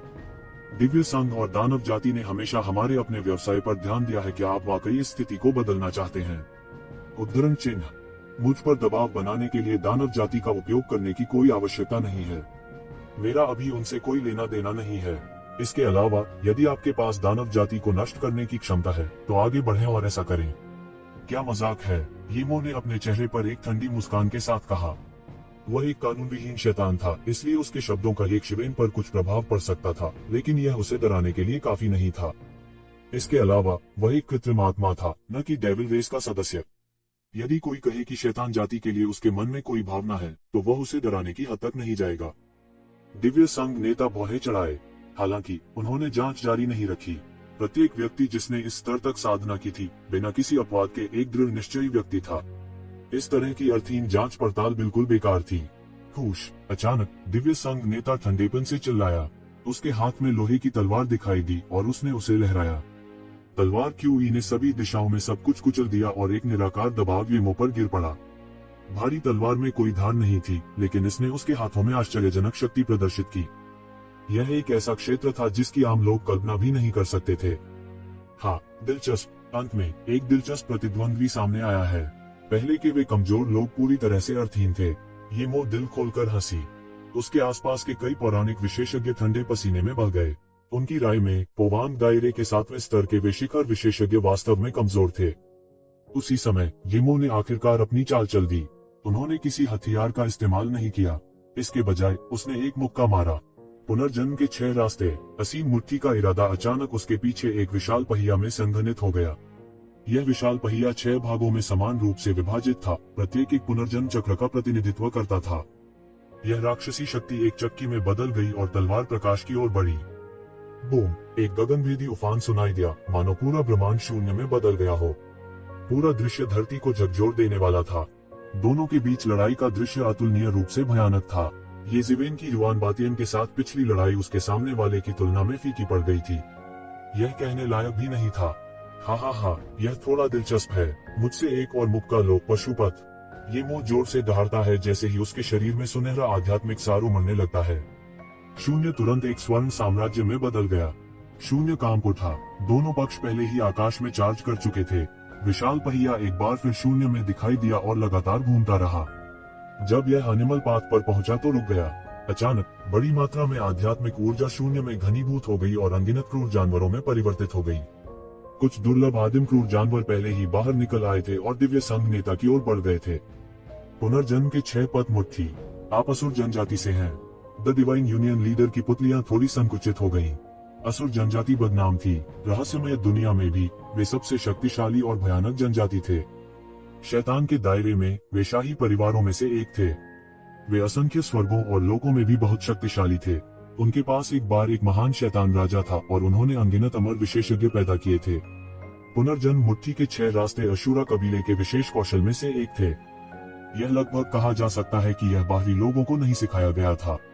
इसके अलावा येमो की उपस्थिति को देखते हुए यह स्पष्ट था कि उसने पहले से ही मुट्ठी की तकनीकों के इस सेट को एक चौंकाने वाले स्तर तक विकसित कर लिया था। ऐसा नहीं लगता था कि वह संप्रदाय का प्रत्यक्ष वंशज नहीं था। पुनर्जन्म मुट्ठी के 6 पथों में से आकाश पथ सबसे अत्याचारी है। पशु पथ अंतहीन है, लेकिन यह खेती करने का सबसे कठिन मार्ग है। बनाए जा सकने वाले कई क्रूर जानवरों को व्यक्तिगत रूप से प्राप्त और संघनित किया जाना चाहिए। असली आदिम क्रूर जानवरों की खेती एक साधारण व्यक्ति द्वारा नहीं की जा सकती। उसके दिमाग में पुनर्जन्म के 6 मार्गों के बारे में कुछ जानकारी कौन दी? इस तरह की एक प्रसिद्ध मुट्ठी की तकनीक में बहुत सारी जानकारी असंख्य लोगों में घूम रही थी। इसकी खेती के कुछ तरीके कोई रहस्य नहीं थे। उसने अतीत में असुर जनजाति के विशेषज्ञों के साथ युद्ध किया था, लेकिन उसके सामने येमो की तुलना में यह बादलों और कीचड़ के बीच के अंतर जैसा था। ऐसा लग रहा था कि वे बिल्कुल भी एक जैसी साधना पद्धति नहीं थे। अतीत में जिस विरोधी का उसने सामना किया था, वह नर्क के रास्ते से लड़ने पर केवल कुछ अजीब जानवर पैदा कर सकता था, लेकिन उसके सामने वाले ने वास्तव में एक सांस में कुछ आदिम क्रूर जानवरों को उड़ा दिया। वहां ड्रैगन, फीनिक्स, रॉक्स, किलिंस, देवता और कई अन्य क्रूर जानवर थे जो केवल किंवदंतियों में मौजूद थे। दूसरे शब्दों में, उसने इन खूंखार जानवरों के खून को इकट्ठा करने की पूरी कोशिश की थी ताकि इसे इस हद तक परिष्कृत किया जा सके। उस पुरुष ने यह कैसे किया? हालांकि उसने जो भी सोचा था, येमो का हमला केवल एक पल के लिए ही चला। अनगिनत खूंखार जानवरों ने आसमान और धरती को नोच डाला। ऐसा लग रहा था कि वे सब कुछ जिंदा निगल जाना चाहते हैं। कई पौराणिक मार्शलिस्ट जो दूर से लड़ाई देख रहे थे, जब उन्होंने इन क्रूर जानवरों को देखा तो वे डर से पीला पड़ गए। हालांकि वे जानते थे कि यह केवल एक मुट्ठी का इरादा था। अगर उन्हें यह पता नहीं होता तो वे मौके पर ही भाग जाते। ये पौराणिक आदिम क्रूर जानवर देवताओं को चुनौती दे सकते थे। उनमें से कुछ अधिक खूंखार देवताओं को भी खिलाते थे, इसलिए वे उन्हें भड़काने का जोखिम नहीं उठा सकते थे, भले ही वे अभी तक परिपक्व न हुए हों। इसके अलावा वहां बहुत सारे खूंखार जानवर भाग रहे थे, इसलिए लड़ने की कोई जरूरत नहीं थी। वे बस बच सकते थे। यह सब वास्तव में येमो की ओर से सिर्फ एक मुट्ठी का इरादा था, जो लोगों को मौत के घाट उतारने के लिए काफी था। पलक झपकते ही आक्रामक और रक्षात्मक स्थिति बदल गई। दिव्य संघ के नेता ने अपनी तलवार खींची और उसे लहराया। बाढ़ के अजगर को मौके पर ही मार डाला और उसे महत्वपूर्ण ऊर्जा में बदल दिया जो आकाश और पृथ्वी पर लौट आया। हालांकि वहां बहुत अधिक क्रूर जानवर थे। ऐसा लग रहा था कि जैसे ही उन्होंने आरोप लगाया उनका कोई अंत नहीं था। एक पल में वह पूरी तरह जलमग्न हो गया। क्या लड़ाई का नतीजा तय होने वाला है? कोई मदद नहीं कर सका लेकिन चिल्लाया। किसी को भी उम्मीद नहीं थी कि लड़ाई का नतीजा इतने कम समय में तय हो जाएगा। हर कोई अविश्वास में था। क्या इतने कम समय में इस तरह की शीर्ष लड़ाई का फैसला होने वाला था? आप मुझे ऐसी तुच्छ चालों से मारना चाहते हैं? जानवरों के बीच से ईश्वरीय संघ के नेता की आवाज सुनाई दी। फिर तलवार की अनगिनत धारियां क्यूई बाहर निकली और खूंखार जानवर बुरी तरह से चिल्लाने लगे क्योंकि वे अलग हो गए थे। इसके तुरंत बाद तलवार पथ की एक लंबी नदी दिखाई दी। डिवाइन यूनियन के नेता के नियंत्रण में यह एक लंबे अजगर की तरह था जो येमो की ओर फूट पड़ा। येमो ने बिना किसी डर के एक कदम आगे बढ़ाया। असीम मौलिक अराजकता आकाश से नीचे उतरी। वह दिल खोलकर हंसा। हा, यह थोड़ा दिलचस्प है। मुझसे एक और मुक्का लो, मानव दाव। उसकी मुट्ठी पर एक मानव जनजाति साम्राज्य दिखाई दिया। इस मानव जनजाति साम्राज्य के ऊपर असीम नश्वर दुनिया टर्बिड क्यूई बड़ी और कर्म शक्ति के सूत्र बन गए। ऐसा लग रहा था मानो सब कुछ दबा देने वाला हो। यह मानव जाति की असीम मनःशक्ति थी जो संसार की हर चीज को दबा देने के लिए काफी थी। असंख्य क्षेत्र एक पल में पूरी तरह से दब गए थे। यह मानव दाव की ताकत थी। यह सिर्फ मानव जनजाति नहीं थी, अन्य जातियों की मन की शक्ति और इच्छा शक्ति सभी नश्वर विश्व टर्बिड क्यूई में बदल गई थी। देवता भी करोड़ों लोगों का मुकाबला नहीं कर सकते थे। भले ही वे अरबों लोगों को मार सकें, वे अरबों लोगों की इच्छा के विरुद्ध नहीं जा सकेंगे। जैसा कहा गया था, लोगों की इच्छा स्वर्ग की इच्छा थी। यह एक भयानक शक्ति थी जो स्वर्ग की इच्छा के समान थी। यदि वे इसके विरुद्ध जाने का साहस करते हैं तो देवताओं को भी एक चक्कर लगाना पड़ेगा। यह मानव दाव की भयावह शक्ति थी जो पौराणिक स्काई दाव के बाद दूसरे स्थान पर थी। बूम! तलवार पथ की लंबी नदी और मानव दाव का पहिया शून्य में टकरा गया। तलवार क्यूई ने मानव दाव को अलग कर दिया लेकिन इससे भी अधिक नश्वर विश्व टर्बिड क्यूई द्वारा दबा दिया गया था। थप। द डिवाइन यूनियन के नेता ने कुछ कदम पीछे हटे और बमुश्किल अपने शरीर को स्थिर कर पाए। उसने मॉर्टल वर्ल्ड टर्बिड क्यूई को देखा जो लगातार शून्य पर बमबारी कर रहा था। मेरे लिए तोड़ो, द डिवाइन यूनियन लीडर ने अपने दांत भींचे और गिड़गिड़ाए। जैसे ही उसके शरीर के चारों ओर एक बड़ी सरनी दिखाई दी, संपूर्ण शून्य में हिंसक रूप से उतार चढ़ाव आया। सरनी गठन के ऊपर अनगिनत तलवार क्यूई ऊपर उड़ गई और शून्य में एक विशाल तलवार में संघनित हो गई। फिर तलवार असीम नश्वर क्षेत्र टर्बिड क्यूई में फिसल गई। बूम! नश्वर क्षेत्र टर्बिड क्यूई में तलवार प्रकाश विस्फोट के रूप में एक गगनभेदी विस्फोट सुनाई दिया, जैसे कि वह सब कुछ नष्ट करना चाहता था। असीम शक्ति का संचार हुआ। सौभाग्य से दोनों पक्ष पहले ही सितारों में प्रवेश कर चुके थे, वरना इतना बड़ा हंगामा सब कुछ तबाह करने के लिए काफी होता। खून बेरहमी से बिखर गया। दोनों पक्षों की लड़ाई पहले ही आमने सामने की लड़ाई बन चुकी थी। ये ज़िवेन की ताकत अत्याचारी थी। उसका शरीर एक दिव्य शंख था जो अतुलनीय रूप से मजबूत था, इसलिए युद्ध करते समय उसे कोई संकोच नहीं था। उसे आकस्मिक रूप से घायल होने से डरने की जरूरत नहीं थी। इसके अलावा वह सर्वोच्च मुट्ठी तकनीक का उपयोग कर रहा था जिसे असुर सम्राट भगवान ने अतीत में विकसित किया था। उसके हाथों में प्रकाश की चमकदार किरणें खिल उठी। दूसरी ओर दिव्य संघ नेता की ताकत अत्याचारी थी। एक पल के लिए भी वो ये मुंह से कमजोर नहीं था। सभी प्रकार की तलवारबाजी तकनीक को सहजता से अंजाम दिया गया था और कोई नहीं जानता था कि वह किस जनजाति का था। Boom boom boom! उन दोनों ने ब्रह्मांड की गहराई में अपना रास्ता लड़ा। साधारण लोग आदिम अराजकता की अंतहीन गहराइयों में उद्यम करने की हिम्मत नहीं करेंगे। प्रत्येक दुनिया एक अंतहीन ब्रह्मांड थी। सितारों की असीम शक्ति भीतर ही भीतर हिलती डुलती रही, लेकिन वह दोनों पक्षों के संग्राम से बिखर गई। येमो विशेष रूप से बिल्कुल भी पीछे नहीं हटे। उसकी ताकत को देखते हुए साधारण चोटी के पौराणिक योद्धा उसकी बराबरी नहीं कर सकते थे। अनगिनत अत्याचारी आत्मा चेतना दोनों पक्षों पर बंद है। डेमिगोड विशेषज्ञों ने खुद को दिखाने की हिम्मत नहीं की, क्योंकि अगर वे सावधान नहीं होते तो येमो उन्हें कुचल सकते थे। अभी जो हुआ उससे यह देखा जा सकता है कि येमो न केवल अत्याचारी थी, वह बेहद निर्दयी भी थे। एक पल में उसने कई पौराणिक मार्शलिस्टों का सफाया कर दिया था। यह उन पौराणिक मार्शलिस्टों की संख्या से भी अधिक थी जिन्हें मानव जनजाति ने तब मारा था जब उन्होंने स्काई फॉक्स जनजाति पर हमला किया था। इन पौराणिक मार्शलों की गुणवत्ता भी बहुत अधिक थी। यह डर उन्हें डराने के लिए काफी था। द डिवाइन यूनियन लीडर की तलवार क्यूई ने तारों भरे आकाश को चीर डाला और एक तलवार दाओ साम्राज्य में तब्दील हो गई जिसने सब कुछ दबा दिया और चूर चूर कर दिया।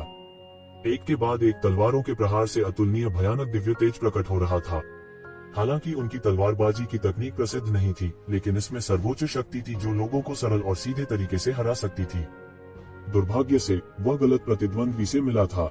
उनके प्रतिद्वंद्वी येमो थे। येमो का शरीर अजेय था। वास्तव में यह येक्षिवेन की तुलना में एक पायदान ऊपर था। अपनी अजेय मुट्ठी तकनीक के साथ वह अपने रास्ते में आने वाली हर चीज को कुचलने में सक्षम था। उसने धीरे धीरे लड़ाई की लय पकड़ ली थी। हालांकि डिवाइन यूनियन लीडर की तलवार की तकनीक उत्तम थी, फिर भी ये मोजेन की तुलना में उनकी कमी थी। ऐसा लग रहा था जैसे कुछ छूट गया हो। हा, यह बहुत अच्छा है।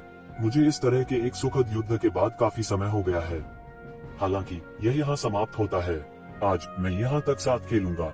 मेरी मुट्ठी लो, पुनर्जन्म मुट्ठी के 6 रास्ते, स्वर्गीय दाओ। येमो दिल खोलकर हंसे। अचानक उसके शरीर से शैतान क्यूई आकाश में उड़ गया, आकाश को धुंधला कर दिया क्योंकि यह अपनी खुद की दुनिया में परिवर्तित हो गया। इस संसार में वह स्वर्ग था, वह पृथ्वी था, वह सब कुछ था, वह सार्वभौम था। द डिवाइन यूनियन लीडर को तुरंत लगा जैसे वह हावी हो रहा था। संसार की प्रत्येक वस्तु उसे अस्वीकार करने लगी। ऐसा लग रहा था कि सब कुछ एक ऐसी स्थिति में डूब गया है जहां हर कोई उस पर उंगली उठा रहा है। दिव्य संघ नेता भयभीत था। वह अच्छी तरह जानता था कि यह येमो की पहली मंशा होनी चाहिए।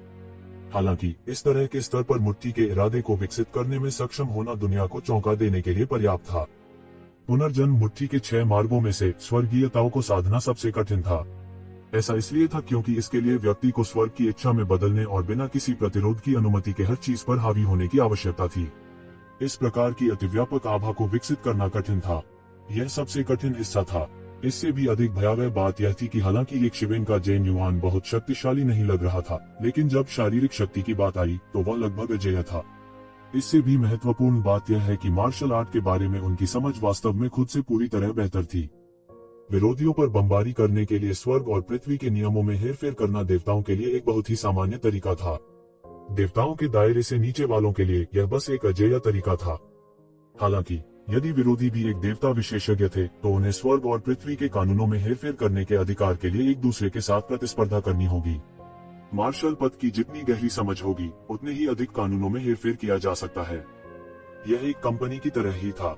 जिसकी जितनी अधिक समझ होगी, उसके पास उतने ही अधिक शेयर होंगे। जिसके पास जितने अधिक शेयर होंगे, कंपनी में उतनी ही अधिक शक्ति जुटाई जा सकती है।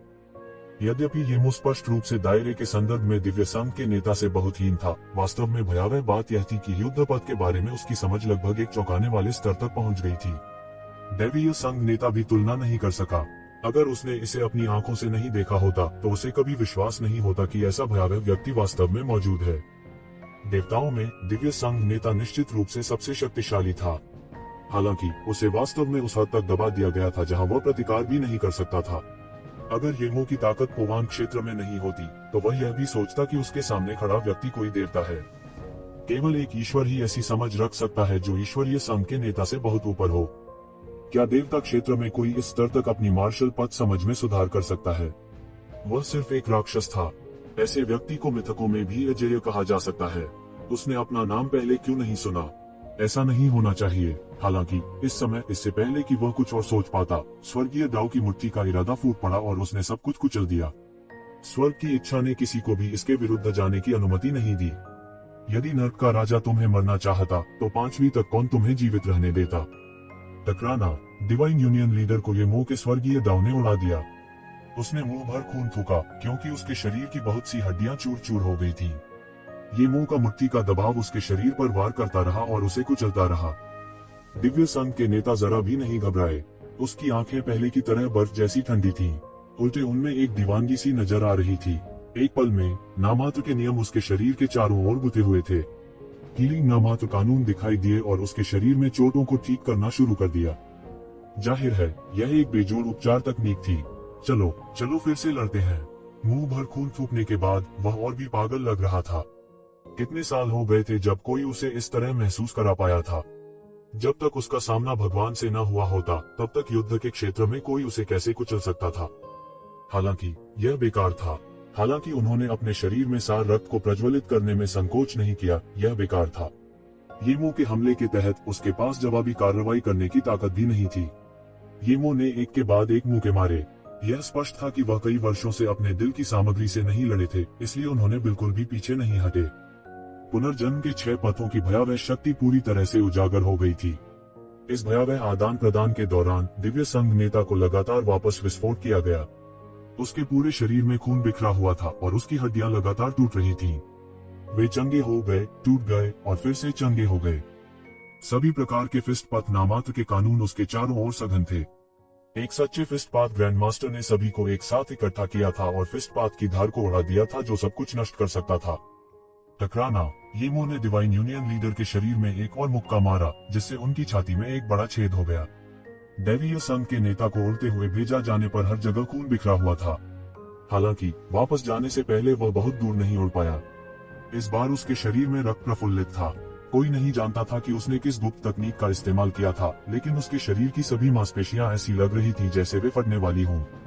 वह पहले ही पागल हो चुका था। सभी प्रकार की भयानक तलवार क्यू को कुचल दिया गया और सब कुछ तोड़ दिया गया। ऐसा लग रहा था जैसे वो येमो को एक बहुत अच्छा अभ्यास साथी मान रहा था। अपने मार्शल पद को सुधारने के लिए मुझे एक अभ्यासी साथी के रूप में समझो। तुम बहुत अधिक सोच रहे हो, अब इसे समाप्त करो, येमो चिल्लाया। पेरगेटरी पथ। अचानक उसके पीछे नीदरलैंड के राजा की एक अतुलनीय विशाल छाया दिखाई दी। उस भयानक और द्वेषपूर्ण चेहरे ने कई लोगों को अनजाने में अपनी रीढ़ में ठंडक महसूस करने का कारण बना दिया। अंडरवर्ल्ड सम्राट एक ऐसा देवता था जो मृत्यु को नियंत्रित करता था। हालांकि यह एक देवता नहीं था जो डेथ लॉर्ड जैसे मृत्यु कानूनों को नियंत्रित करता था। यह एक सच्चा पौराणिक अस्तित्व था जिसने मृतकों की दुनिया को नियंत्रित किया। सभी लोगों में अंडरवर्ल्ड सम्राट की अफवाहें थीं, लेकिन वास्तव में किसी ने इसे देखा नहीं था। आखिरकार जब तक आपने इसे देखा, आप पहले से ही एक मृत व्यक्ति हो चुके होंगे। किंवदंती यह थी कि असुर दानव भगवान को किसी तरह अंडरवर्ल्ड सम्राट के अस्तित्व के बारे में पता चला था। इस प्रकार उन्होंने मृतकों की दुनिया पर शासन करने के निरर्थक प्रयास में दानव जाति सेना को अंडरवर्ल्ड सम्राट में नेतृत्व किया था। बाद में वह मृतकों की दुनिया के शासक के साथ एक गहन और चौंकाने वाली लड़ाई में शामिल हो गया था। हालांकि उन्होंने वास्तव में मृतकों की दुनिया में प्रवेश नहीं किया था, लेकिन उन्होंने इसका उपयोग पुनर्जन्म के 6 पथों की अंतिम चाल परगेटरी पथ बनाने के लिए किया था। इसके अलावा असुर दानव भगवान के संदेश के साथ साथ पुनर्जन्म मुक्ति के 6 रास्तों का सिद्धांत पूरे क्षेत्र में फैल गया था। परगेटरी पथ 6 रास्तों में से सबसे रहस्यमय था क्योंकि यह नरक का प्रतिनिधित्व करता था। जिसने भी परगेटरी पथ देखा था वह सब मर गया था। हालांकि हर कोई इसे इतनी ताकत से इस्तेमाल नहीं कर सकता था। येमो इसका इस्तेमाल करने में सक्षम था। असुर दानव भगवान ने अतीत में दुनिया पर हावी होने के लिए जिस भयानक शक्ति का इस्तेमाल किया था उसे येमो के हाथों में महसूस किया गया था। बूम! विनम्र अंडरवर्ल्ड देवता ने भयावह रूप से मुस्कुराया और अपने विशाल पंजे बढ़ा दिए। इसके रास्ते में सब कुछ मुरझा गया और बिखर गया क्योंकि इसने ईश्वरीय संघ नेता को पकड़ लिया। बम! द डिवाइन यूनियन लीडर इस हमले को रोक नहीं सका। उसके सारे वार पल भर में चूर चूर हो गए। फिर उसे दिव्य संघ नेता द्वारा बेरहमी से पकड़ लिया गया। हालांकि आप थोड़े दिलचस्प हैं, अगली बार खेलते हैं। अगली बार जब मैं आपके असली शरीर को देखूंगा तो मैं आपके साथ ठीक से खेलूंगा, येमो ने मुस्कुराहट के साथ कहा। बम! डिवाइन यूनियन लीडर के पास जवाबी कार्रवाई करने का कोई मौका नहीं था, इससे पहले कि उसे मौके पर ही पकड़ लिया गया। हर कोई अवाक रह गया क्योंकि वे अपने सामने के दृश्य को खाली देख रहे थे। दिव्य संघ नेता मर चुका था। रहस्यमय दुनिया में अनगिनत वर्षों से अजेय अस्तित्व मर चुका था। यह कैसे हो सकता है? वह कैसे मर सकता है? मैं चीजों को देख रहा होगा। वे पौराणिक विशेषज्ञ भी इस पर विश्वास करने को तैयार नहीं थे।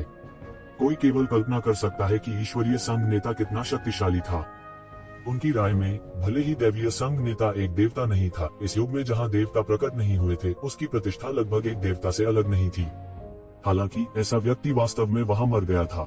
इसके अलावा वह शुरू से ही येमो द्वारा पूरी तरह दबा दिया गया था। यह बिल्कुल अविश्वसनीय था। एक मिनट रुको, क्या तुमने सुना कि येमो ने अभी क्या कहा? उन्होंने कहा कि यह दिव्य संघ अधिपति का वास्तविक शरीर नहीं है, यह सिर्फ एक क्लोन है। अचानक किसी ने रिएक्ट किया। दरअसल येमो का शायद मतलब था कि यह सिर्फ एक क्लोन था, इसलिए यदि वह जीत भी जाता है तो यह एक संतोषजनक जीत नहीं होगी। इस बारे में सोचते ही सभी ने तुरंत बेहतर महसूस किया और इस पर काबू पा लिया। यह ईश्वरीय संघ के नेता का केवल एक क्लोन अवतार था। इस प्रकार सब कुछ सामान्य और स्वीकार्य था। हालांकि यह अविश्वसनीय था कि एक चरम पौराणिक दायरे का क्लोन बन सकता है, फिर भी यह विश्वास करने से कहीं बेहतर था कि दिव्य संघ नेता को मार दिया गया था। मुझे अब याद आया, वास्तव में ऐसी अफवाह रही है कि दैवीय संघ नेता के पास हमेशा दैवीय मिलन की देखरेख करने वाला एक मौलिक आत्मा क्लोन रहा है। उनके क्लोन की ताकत भी एक चोटी के पौराणिक क्षेत्र के बराबर है। हालांकि मैंने हमेशा सोचा था कि यह सिर्फ एक अफवाह थी। हमारी ताकत को देखते हुए एक मूल आत्मा क्लोन बनाना बहुत आसान होगा। हालांकि क्लोन जितना मजबूत होगा उतनी ही अधिक ऊर्जा की खपत करेगा। मुझे डर है कि एक चरम मिथिकल रेल्म क्लोन ने बहुत मेहनत की होगी। अब जब यह यहाँ नष्ट हो गया है तो क्या अफसोस है। किसी को अचानक याद आया, सब अब भी सहमे हुए थे। चाहे कुछ भी हो, एक चरम मिथिकल रेल्म क्लोन ने उन्हें पूरी तरह से झकझोर दिया था। ये मोह और भी भयानक था। हालांकि यह केवल एक मौलिक आत्मा का क्लोन था, फिर भी यह एक चरम पौराणिक क्षेत्र का क्लोन था। उसने जो कुछ भी सीखा था वह उसके वास्तविक शरीर से अलग नहीं था। अब जब वह ऊपर चला गया था तो वह पूरी तरह दब चुका था। इस स्थिति के आधार पर ईश्वरीय संघ अधिपति का वास्तविक शरीर भी कुछ नहीं कर पाएगा। ये मोह, जिसके चेहरे पर एक कुटिल मुस्कान थी, को देखकर हर किसी के मन में मिश्रित भावनाएं थीं। कोई नहीं जानता था कि वे क्या सोच रहे थे, विशेष रूप से पौराणिक क्षेत्र के विशेषज्ञ जिनके अपने गुट थे। इस समय वे और भी परस्पर विरोधी थे। यदि एक पौराणिक क्षेत्र विशेषज्ञ रहस्यमयी दुनिया में पहले दर्जे का गुट बना सकता है, तो एक शिखर पौराणिक क्षेत्र विशेषज्ञ एक अधिपति गुट बना सकता है। उदाहरण के लिए ईश्वरीय संघ को लें। यह केवल कुछ हजार वर्षों के लिए स्थापित किया गया था। यह भी कहा जा सकता है कि रहस्यमय दुनिया में अधिकांश बल दिव्य संघ की तुलना में अधिक समय के लिए स्थापित किए गए थे। वास्तव में यह आसानी से 10 या 20 गुना अधिक हो सकता है। हालांकि अधिपति बनने की तो बात ही छोड़ी, अधिकांश सेनाएं अपने पहले दर्जे की हैसियत को बरकरार क्यों नहीं रख सकी। सच्चा अंतर यह था कि क्या मिथक दायरे के चरम पर कोई अस्तित्व था। दैवीय संघ के नेता के कारण केवल कुछ हजार वर्षों में ही दैवीय संघ पर्याप्त संसाधन जमा करने और पर्याप्त विशेषज्ञों की भर्ती करने में सक्षम हो गया था। इस प्रकार वे दिव्य संघ के अधिपति बन गए थे। अब जब ये मोह प्रकट हो गए थे तो येज़िवेन को अब दिव्य संघ अधिपति, उजाड़ स्वर्ग अंडरवर्ल्ड हॉल मास्टर और अन्य लोगों से उच्च अंत युद्ध शक्ति के मामले में डरने की जरूरत नहीं थी। जब तक वे व्यक्तिगत रूप से कार्रवाई नहीं करते, येज़िवेन से निपटना बहुत मुश्किल होगा। इसके अलावा इस लड़ाई की स्थिति के आधार पर उनके लिए व्यक्तिगत रूप से कार्रवाई करने पर भी स्थिति को उबारना बहुत मुश्किल होगा। येज़िवेन पहले ही परिपक्व हो चुकी थी।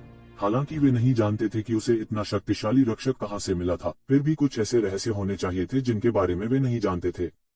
जो भी हो, वह पहले ही परिपक्व हो चुका था। इसके अलावा उसकी चौंकाने वाली विकास दर को देखते हुए उसे मिथक दायरे के शिखर तक पहुंचने में कई साल नहीं लगेंगे। जब वह समय आया तो वह उजाड़ स्वर्ग अंडरवर्ल्ड हॉल और ईश्वरीय मिलन से नहीं डरेगा। इसके बजाय यह उजाड़ स्वर्ग अंडरवर्ल्ड हॉल और दिव्य संघ होगा जो उससे मिलने से डरेंगे। इसके अलावा यदि वह मानव जाति के साथ सेना में शामिल हो जाता है तो उसके द्वारा प्रदान की जाने वाली उच्च अंत युद्ध शक्ति, साथ ही साथ मानव जाति की नींव जो लगभग दसियों हजार वर्षों से थी, आसानी से एक सुपर अधिपति गुट बन सकती थी। येज़िवेन के अस्तित्व के कारण कोई भी मानव जाति को भड़काने की हिम्मत नहीं करेगा और वे विकास के तेज रास्ते पर चल पड़ेंगे। दूसरे शब्दों में, जब तक कुछ भी अप्रत्याशित नहीं हुआ, यह लगभग पूर्वाभास था कि एक सुपर अधिपति रहस्यमय दुनिया में प्रकट होगा। मानव जाति कई अन्य गुटों के ऊपर शासन करेगी। हालांकि मिथक दायरे के विशेषज्ञों की संख्या अन्य गुटों की तुलना में थोड़ी कम थी। जब तक वे उन्हें भर्ती करने के इच्छुक थे, वे ऐसा करने में सक्षम होंगे। बहुत जल्द उनके पास पर्याप्त मिथरियल विशेषज्ञ होंगे। क्या ईश्वरीय मिलन इस तरह विकसित नहीं हुआ था? इसके अलावा अनगिनत वर्षों में मानव जाति की नींव अतीत में ईश्वरीय संघ के नेता की तुलना में बहुत बेहतर थी। मानव जाति के उदय के बाद पूरी रहस्यमयी दुनिया तूफान की तरह उमड़ पड़ेगी। क्या अन्य अधिपति गुट नवगठित मानव जाति का अनुमोदन करेंगे? तीव्र संघर्ष निश्चित रूप से टूट जाएगा। अकेले दिव्य संघ और उजाड़ स्वर्ग अंडरवर्ल्ड हॉल, जो मूल रूप से मानव जाति और येज़िवेन के साथ तीव्र संघर्ष था, वे निश्चित रूप से मानव जाति के उत्थान को रोकने के लिए सेना में शामिल होंगे। इसके अलावा मानव जाति के साथ निश्चित रूप से खिलवाड़ नहीं किया जाना था। दूसरे शब्दों में, युद्ध की लपटें शायद पूरे रहस्यमयी संसार में फैल जाएंगी और इस क्रांति में उन्हें कहा जाना चाहिए। लगभग कोई नहीं जानता था। कुछ लोग मानव जाति के बारे में आशावादी थे। मानव जाति की नींव शुरू में उथली नहीं है। येमो नामक राक्षसी पथ विशेषज्ञ के साथ युग्मित मानव जाति के पास व्यवहारिक रूप से एक सुपर अधिपति बनने की नींव है। मिथक क्षेत्र के विशेषज्ञों की कमी के अलावा व्यवहारिक रूप से कोई अन्य कमियां नहीं है। तो क्या हुआ अगर मिथक क्षेत्र के विशेषज्ञ कम हैं? मिथक दायरे के शिखर पर चीजों की देखरेख करने वाले चरम अस्तित्व के साथ जब तक वे शब्द कहेंगे, बहुत से लोग तुरंत उनके साथ शरण लेंगे। बहुत से लोग इस कथन से सहमत थे। यहाँ तक कि मिथक क्षेत्र के विशेषज्ञ भी इस कथन से थोड़े ही सहमत थे। यदि वे ये मोह की स्थिति में होते तो वे भी मानव जाति की शरण ले सकते थे। इतने शक्तिशाली अस्तित्व के साथ चीजों की देखरेख करना, उनके साथ शरण लेना उनके लिए नुकसान नहीं माना जाएगा। मिथक के दायरे में कदम रखना पहले से ही अरबों जीवित प्राणियों के लिए एक मिथक के बराबर था। यह कुछ ऐसा नहीं था जिसे सामान्य लोग प्राप्त कर सकते थे। मिथक क्षेत्र के विशेषज्ञों में से जिन्होंने पोवान क्षेत्र में कदम रखा था, उनके लिए मिथक क्षेत्र के शिखर तक सुचारू रूप से साधना करना अत्यंत दुर्लभ था। हर पीढ़ी में उनमें से कुछ ही थे। मिथक दायरे के शिखर पर हर अस्तित्व किसी भी समय डाउ सत्यापन क्षेत्र में प्रवेश कर सकता है। यदि वे वास्तव में ऐसा कर पाते तो वे तुरंत देवता बन जाते। भविष्य में उन्हें शाश्वत सुरक्षा दी जाएगी और वे रहस्यमय दुनिया में व्यवहारिक रूप से अजेय होंगे। भले ही वे दाव सत्यापन क्षेत्र को प्राप्त नहीं कर सके, यदि उनके पास शिखर मिथक क्षेत्र विशेषज्ञ की शिक्षाओं को सुनने का अवसर था, तो उनका भविष्य सुधार स्वयं के लिए संघर्ष करने से कहीं बेहतर होगा। नामलेस दाव अकादमी में इतने सारे लोग एक स्थान के लिए लड़ना चाहते थे। इसका कारण यह था कि उनकी शिक्षाओं को सुनने के लिए दूर दूर के अंतरिक्ष समय से आने वाले शिखर मिथक क्षेत्र विशेषज्ञ होंगे। स्वाभाविक रूप से यदि वे उनकी शिक्षाओं को सुन सके तो उनकी साधना में बहुत सुधार होगा। मिथक के दायरे में हर कदम स्वर्ग पर चढ़ने जैसा था। हर कदम के बीच एक बड़ा गैप था। उनके लिए मिथक क्षेत्र का शिखर किसी देवता से अलग नहीं था। इसलिए ऐसे शिखर अस्तित्व के साथ शरण लेने के लाभ स्वाभाविक रूप से भरपूर थे। आगे विस्तार करने की कोई आवश्यकता नहीं थी। पौराणिक अवस्था के चरम पर इस तरह के अस्तित्व के कारण मानव जाति की स्थिति भी बदल जाएगी और सभी खतरे तुरंत हल हो जाएंगे।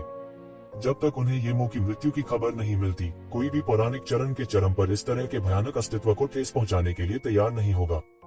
बहुत से लोग बहुत ईर्ष्यालु थे। रहस्यमय दुनिया में मानव जाति वास्तव में भाग्यशाली थी। ये जीवन की उत्पत्ति अब कोई रहस्य नहीं थी, वह आदिकालीन युग से आया था। हालांकि रहस्यमय दुनिया में मानव जाति का जन्म भी आदि युग में हुआ था। अनगिनत वर्षों के बाद उनका मूल रूप से एक दूसरे से संपर्क टूट गया था। उन्हें अब एक ही जाति का नहीं माना जा सकता था। वे व्यवहारिक रूप से दो अलग अलग नस्लें थीं। यह रहस्यमय दुनिया में मानव जाति और स्वर्ग क्षेत्र में मानव जाति की तरह था। वे दोनों मनुष्य थे, लेकिन उन्हें केवल एक ही जाति का कहा जा सकता था, एक ही जाति का नहीं। अंत में किसे पता था कि जब वे रसातल में गिरने वाले थे और सबसे खतरनाक स्थिति में प्रवेश करने वाले थे, तो ये जीवन कहीं से भी प्रकट हो जाएगी। उन्होंने कुछ कहा भी नहीं और न ही ज्यादा मदद की। अब वे आराम से बैठ सकते थे और दूसरों के श्रम का फल भोग सकते थे। ये जीवन के प्रभाव से वे सीधे एक सुपर अधिपति की नींव रख सकते थे। किसी को पता होना चाहिए कि रहस्यमय दुनिया में अनगिनत ताकतें थी और उनमें से कई की नींव दूसरी दुनिया में थी। वे कई लोगों के अधिपति भी थे, लेकिन यहाँ आने के बाद भी उन्हें अपनी दुम पैरों के बीच दबानी पड़ती थी। पहले दर्जे की ताकत बनना पहले से ही बहुत मुश्किल था। यह पहले ही दिखा चुका है कि उनकी जाति की एक गहरी विरासत थी। अधिपति बनने की तो बात ही छोड़ दीजिए। बहुत सारी प्रथम श्रेणी की सेनाएं थी, लेकिन कुछ ही अधिपति बन सके। और यह अनगिनत वर्षों के बाद था, जिसमें अधिपति स्तर की सेनाएं भी शामिल थी जो पहले ही नष्ट हो चुकी थीं। कुल मिलाकर कई ताकतों के पास ऐसा अवसर नहीं था, लेकिन क्योंकि वे एक शिवेन के समान जाति के थे, उनके पास ऐसा अवसर था। यह वाकई चौंकाने वाला था। प्राइमर्डियल एरा के विपरीत मिस्टीरियस वर्ल्ड में बलों को नस्ल द्वारा कड़ाई से विभाजित नहीं किया गया था। ह्यूमन रेस और मॉन्स्टर रेस जैसी जातियों को छोड़कर, जिनमें मूल रूप से शक्तिशाली ताकतें थीं, उनमें से अधिकांश प्रवेश करने के बाद संप्रदायों के रूप में मौजूद थीं।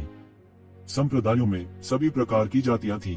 यहाँ तक मानव जाति और राक्षस जाति के कई विशेषज्ञ भी अपनी दौड़ छोड़कर इन संप्रदायों में प्रवेश कर चुके थे। इसके विपरीत एक संप्रदाय की तुलना में एक जाति का उत्थान करना कहीं अधिक कठिन था, क्योंकि एक जाति के पास चाहे कितनी भी प्रतिभाएं हो, उसकी तुलना अनगिनत स्वर्गों की दुनिया में दौड़ की प्रतिभाओं से नहीं की जा सकती। यदि कोई शक्ति उठना चाहती है तो वह इन प्रतिभाओं पर भरोसा करेगी। उन साधारण अधम लोगों का क्या काम था?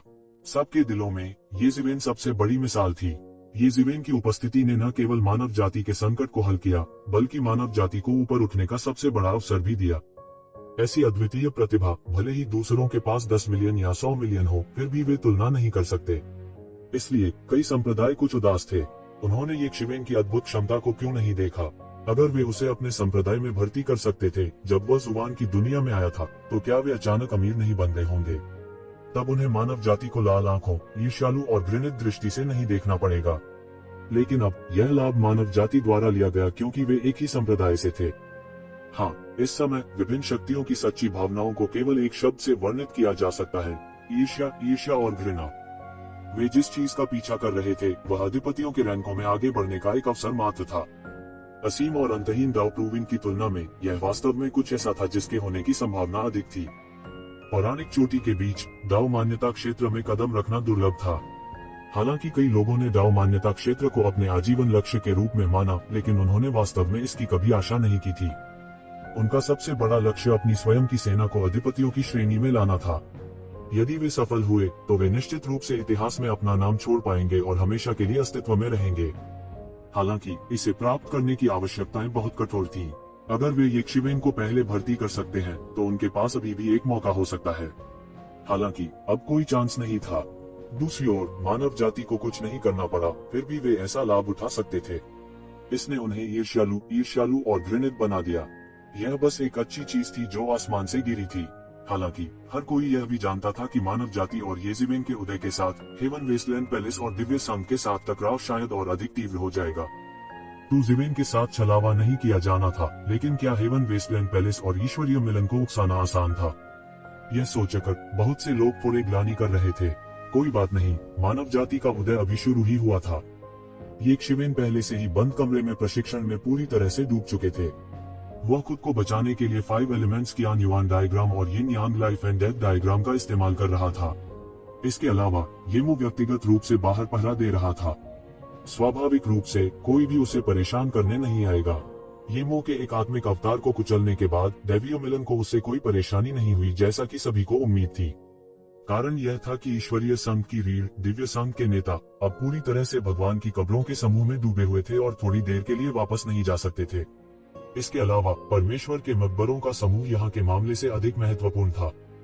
यदि वह और आगे बढ़ सकता है और दाव सत्यापन क्षेत्र में कदम रख सकता है, चाहे कितने भी लोग हों, यह पर्याप्त नहीं होगा। हेवन वेस्टलैंड पैलेस ने भी ईश्वरीय संघ से अपना सबक सीखा था और येज़िवेन के साथ परेशानी खोजने की हिम्मत नहीं की थी। इससे यक्षिवेन को शांति का एक दुर्लभ दौर भी मिला। कम से कम येमो को मारने के लिए पर्याप्त शक्ति प्राप्त करने से पहले वे उतावलेपन से कार्य नहीं करेंगे। इस समय येज़िवेन पूरी तरह से अपनी साधना में डूबे हुए थे। वह उस रहस्यमय स्थान में पूरी तरह से डूबा हुआ था। जैसे जैसे समय बीतता गया, उसे तेजी से पता चला कि यह रहस्यमय जगह बहुत रहस्यमय थी। कम से कम येज़िवेन अब तक इसका खुलासा नहीं कर पाई थी। यह क्या था? हालांकि इसने उसे इस रहस्यमय स्थान का उपयोग करने से नहीं रोका, लेकिन यह भारी मात्रा में जुबान डैन का उपभोग करेगा। लेकिन वर्तमान के लिए हुआन डांस ही एकमात्र कमी नहीं थी। हेवनली फॉक्स कबीले को उखाड़ कर ही मानव जाति ने 300 बिलियन हुआन डांस की संपत्ति लूट ली थी, जिनमें से अधिकांश में अचल संपत्ति, विभिन्न शक्ति तकनीकें आदि शामिल थीं। हालांकि सैकड़ों अरब हुआन डांस भी थे और उसने उनमें से आधे ले लिए थे। इसलिए यह कहना अतिशयोक्ति नहीं होगी कि वह रातों रात एक देश जितना अमीर हो गया था। इस सादृश्य का उपयोग करने के लिए एक साधारण विशेषज्ञ के लिए गहन मृत्यु क्षेत्र के शिखर पर लाखों हुआन डैन होने का मतलब था कि वह सबसे धनी लोगों में से एक था। एक लेजेंड विशेषज्ञ के लिए करोड़ों हुआन डांस होने को पहले से ही समृद्ध माना जाता था। कई दिग्गज उस्तादों ने अपने जीवन काल में करोड़ों हुआन दानों को बचाया था। दूसरे शब्दों में 50 बिलियन हुआन डांस लगभग सैकड़ों दिग्गज उस्तादों की कुल संपत्ति थी। कोई अच्छी तरह से कल्पना कर सकता है कि धन की यह राशि कितनी अतिशयोक्तिपूर्ण थी। यदि वह इस प्रकार का संहार कार्य नहीं करता तो धीरे धीरे धन संचय करने के लिए स्वयं पर निर्भर होकर वह नहीं जानता था कि वह कब इतनी बड़ी मात्रा में धन संचय कर पाएगा। उसके अलावा इतनी संपत्ति प्राप्त करने के बाद मानव जाति अचानक बहुत अधिक समृद्ध हो गई थी। एक बार जब ये हुआन डान ताकत में तब्दील हो गए तो मानव जाति की ताकत उच्च स्तर तक बढ़ जाएगी। यहाँ तक यक्षिवेन भी सांस रोके बिना नहीं रह सकी। निश्चित रूप से एक घोड़ा रात में घास के बिना मोटा नहीं होगा। उन्होंने श्रमसाध्य रूप से हुआन डांस को संघनित किया था, लेकिन वह अपने जीवन काल में इतनी अधिक राशि जमा नहीं कर पाएंगे। यद्यपि उसने रहस्यमय स्थान में ताओ को समझने के दौरान लाखों जुबान डैन का उपयोग किया था, जिससे उसका दिल दुखता था, वह अब अमीर और दबंग था। इसलिए उन्होंने इस बात की परवाह नहीं की। वास्तव में अगर ये 50 अरब एक पल में ताकत में तब्दील हो सकते हैं, तो वह बिना पलक झपकाए इसका इस्तेमाल करेंगे। उन्होंने पोवान क्षेत्र की 5वीं और 7वीं परत पर विशेषज्ञों के रक्तसार को लगातार चबाया था। इसने उनके ऊर्जा भंडार को बहुत अधिक बढ़ा दिया था। हालांकि उन्होंने सीधी सफलता का पीछा नहीं किया। इसके बजाय उन्होंने मार्शल आर्ट के गहरे स्तर को समझना शुरू किया। यह किसी और चीज से ज्यादा महत्वपूर्ण था। उसी समय इस लड़ाई के दौरान उन्होंने तेजी से महसूस किया था कि जिस मार्शल आर्ट में उन्हें महारत हासिल थी, वह उनके हाथों में आश्चर्यजनक शक्ति प्रदर्शित कर सकता था। हालांकि यह केवल उनकी अपनी अद्भुत शक्ति के कारण था। आम ताइजू की लंबी मुट्ठी की तरह जब कियाओ फैंग द्वारा उपयोग किया जाता है, तो आमने सामने की लड़ाई में आश्चर्यजनक शक्ति प्रदर्शित कर सकता है। सीधे शब्दों में कहें तो येज़िवेन की लड़ाई पूरी तरह से उसकी असाधारण ताकत पर निर्भर थी। तकनीकी सामग्री बिल्कुल नहीं थी। अतीत में यह कोई बड़ी बात नहीं थी। हालांकि जैसे जैसे उसकी ताकत बढ़ती गई, उसके सामने आने वाले दुश्मन भी तेजी से शक्तिशाली होते गए। वह धीरे धीरे तनाव महसूस करने लगा था। फिर भी यह ज्ञात नहीं था कि किसी मार्शल आर्ट को सिद्ध करने के लिए उसे निकालने और समझने में कितना समय लगता था। सामान्य लोगों के लिए वे धीरे धीरे पीसने के लिए केवल समय पर भरोसा कर सकते थे। हालांकि ये ज़िवेन के पास एक और तरीका था जो इस रहस्यमय स्थान पर भरोसा करना था। पहले उसके पास जुबान डैन की पर्याप्त कमी थी जो उसके लिए खेती करने के लिए पर्याप्त थी। अंत में उसके पास अभी भी समय की कमी थी। यदि उसे 1000 वर्ष और दिए जाते तो वह इस बात की गारंटी दे सकता था कि उसकी शक्ति अब की तुलना में कई गुना अधिक अत्याचारी होगी। हालांकि क्या एबिसल दानव मास्टर उसे समय देंगे? हालांकि ये मुंह के बाहर निकलने से उस पर दबाव कम हो गया था। एबिसल दानव मास्टर, डिवाइन यूनियन लीडर और बंजर भूमि मंदिर मास्टर पौराणिक दायरे के चरम पर सभी अनुभवी विशेषज्ञ थे। वे किसी भी समय अमर क्षेत्र में प्रवेश कर सकते थे। यदि वे वास्तव में सफल हुए तो परिणाम अकल्पनीय होंगे। इसलिए उन्होंने आराम नहीं किया। इसके बजाय वह और भी घबरा गया। उसके पास अधिक समय नहीं था, इसलिए वह अधिक समय के लिए विनिमय करने के लिए केवल हुआन डैन का उपयोग कर सकता था। पहले उसने ऐसा करने की हिम्मत नहीं की थी क्योंकि उसके पास हुआन डैन की पर्याप्त कमी थी। अब उसके पास ऐसी शंकाएं नहीं थी। उन्होंने बड़ी संख्या में हुआन डांस को प्रत्यक्ष रूप से प्रज्वलित किया और समझने लगे। ये ज़िवेन एक रहस्यमयी जगह में शून्य में खड़ी थी। उसके चारों ओर सभी प्रकार के कानून तावीज में बदल गए जो हवा में तैरते थे, जो नग्न आंखों को दिखाई देते थे। सामान्य लोगों के लिए जिन कानूनों को समझना बेहद कठिन था, उनके लिए जब तक उनके पास पर्याप्त आध्यात्मिक ऊर्जा थी, वे उन्हें किसी भी समय समझ सकते थे, जैसे कि वे ठीक उनके सामने हों। अतीत में वह यह नहीं समझ पाया था कि इस स्थान में प्रवेश करने के बाद वह इतनी जल्दी कानूनों को क्यों समझ सकता है। हालांकि वह अब कैसे नहीं समझ सकता था। उसे डर था कि उसे आत्मा के रूप में इस स्थान में खींच लिया गया है। एक मार्शल कलाकार के लिए भौतिक शरीर की मृत्यु को वास्तविक मृत्यु नहीं माना जाता था। केवल आत्मा के विनाश को ही वास्तविक मृत्यु माना जाता था। आत्मा ही सब कुछ का मूल थी। यदि कोई मार्शल कलाकार कड़वाहट के समुद्र को पार करना चाहता है और अनंत जीवन के तट पर पहुंचना चाहता है, तो भौतिक शरीर एक नाव की तरह था जो लोगों को कड़वाहट के समुद्र में डूबने से बचाता था। यह एक सकारात्मक पहलू था। हालांकि दूसरी ओर भौतिक शरीर जितना मजबूत होगा, सील उतनी ही सख्त होगी। आत्मा के लिए स्वर्गीय व्यवस्था के संपर्क में आना कठिन होगा। स्वाभाविक रूप से दक्षता आधे परिणाम के साथ दुगुनी कोशिश होगी। इस दृष्टिकोण से एक कारण था कि बौद्धों ने कहा कि भौतिक शरीर एक बदबूदार थैला था। अब जब वह एक आत्मा के रूप में इस रहस्यमय स्थान में खींच लिया गया था, तो यह उस बदबूदार बैग से छुटकारा पाने के समान था जो उसकी समझ में बाधा बन रहा था। इसके अलावा ये मार्शल आर्ट सिद्धांत इतने स्पष्ट तरीके से उसके सामने प्रकट हुए थे।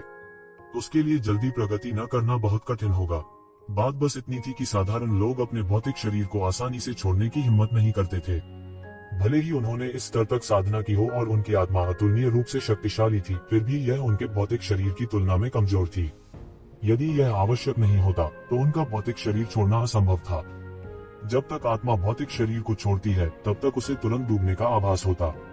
यह एक नाव की सुरक्षा के बिना असीम समुद्र में एक व्यक्ति की तरह था। कड़वाहट के अंतहीन समुद्र में इसे कभी भी नष्ट किया जा सकता है।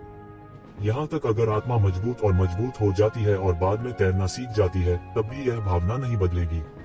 यह समुद्र में एक व्यक्ति की तरह था। बहुत सारी प्राकृतिक आपदाएं और राक्षस थे जो उन्हें मार सकते थे। संसार में आत्मा के बहुत से शत्रु थे। अगर कोई सावधान नहीं होता तो खाई में गिरना संभव था। उन भूत कृषकों की तरह, हालांकि उनमें से कुछ बहुत शक्तिशाली भी थे, वे आसानी से चलने की हिम्मत नहीं करते थे। नहीं तो उन्हें पता भी नहीं चलेगा कि उनकी मौत कैसे हुई। वह सोचता था कि रहस्यमय स्थान मार्शल आर्ट को अतुलनीय रूप से जादुई बना सकता है, लेकिन अब उसे वास्तव में पता चला कि हर बार जब वह एक आत्मा के रूप में रहस्यमय स्थान में प्रवेश करता था, तो उसे थोड़ी सी भी असुविधा महसूस नहीं होती थी। ऐसा लगा जैसे वह अपने भौतिक शरीर के अंदर था। आत्मा भौतिक शरीर को बिना किसी आरक्षण के छोड़ सकती है और स्वर्गीय मार्ग के संपर्क में आ सकती है। मार्शल आर्ट निकालने की क्षमता के साथ युग्मित यह इस रहस्यमय स्थान का सबसे जादुई पहलू था। यह भी मूलभूत कारण था कि वह अब तक इतनी तेजी से प्रगति क्यों कर पाया। आसपास के सिद्धांत तावीज में बदल गए जैसे ही ज़िवेन ने लगातार अपना हाथ हिलाया। ये तावीज एक लंबे अजगर की तरह थे और लगातार उसके शरीर में डाले जाते थे। सीधे तौर पर इन स्वर्गीय तरीकों के सिद्धांतों को समझने से उसे ऐसा महसूस हुआ जैसे वह हर मिनट और हर सेकंड ऊपर चढ़ रहा हो। उसे जुबान डांस की खपत के बारे में चिंता करने की जरूरत नहीं थी और वह अपने दिल की सामग्री के लिए स्वर्गीय तरीके को समझ सकता था। यह भाव स्वाभाविक रूप से सर्वश्रेष्ठ था। जैसा कि उन्होंने अनगिनत कानून के तावीजों को खा लिया, उन्हें केवल यह महसूस हुआ कि उनके दायरे में आश्चर्यजनक गति से सुधार हो रहा है। उसे ऐसा लगा जैसे उसका पुनर्जन्म हुआ हो। हालांकि विशिष्ट मार्शल आर्ट क्षेत्र में सुधार नहीं हुआ, लेकिन वह महसूस कर सकता था कि वह एक अजगर और सांप के परिवर्तन की तरह थोड़ा थोड़ा करके बदल रहा था। स्वर्गीय तरीके को समझने के अलावा वह और अधिक मार्शल आर्ट निकालने की पूरी कोशिश कर रहा था। उसे अब और मार्शल आर्ट की भी जरूरत थी जो परिणाम को निर्धारित कर सके। अब उसके पास ईश्वर स्तर की बहुत सी मार्शल आर्ट थी, लेकिन वे पूरी तरह चरम सीमा तक नहीं पहुंचे थे। उदाहरण के लिए उसने केवल 2 मुहरें, हसन मुहर और उल्टी समुद्री मुहर निकाली। 3 मुहरों में से हसन सील ने स्वाभाविक रूप से परम रुख का प्रतिनिधित्व किया। एक मुहर दुनिया को पलट देगी, यह हसन सील की सच्ची शक्ति थी। हालांकि हसन सील की मुहर लंबे समय से प्राप्त की गई थी, लेकिन उसने वास्तव में इसका अनुमान नहीं लगाया था। हसन सील और उल्टे समुद्री सील की खपत की तुलना में यह केवल अतुलनीय था। लेकिन इसी तरह अगर वह हसन सील को निकाल सकता है तो 3 मुहरों की शक्ति सबसे बड़ी होगी। यह एक आश्चर्यजनक स्तर तक भी पहुंच सकता है। उसके सामने उसके बाएं और दाएं तरफ 2 मुहरें तैर रही थीं, जो पूरी तरह से प्रकट हो रही थी। उसके सामने एक अराजक मुहर धीरे धीरे बन रही थी, धीरे धीरे जैसे कि बनने वाली थी।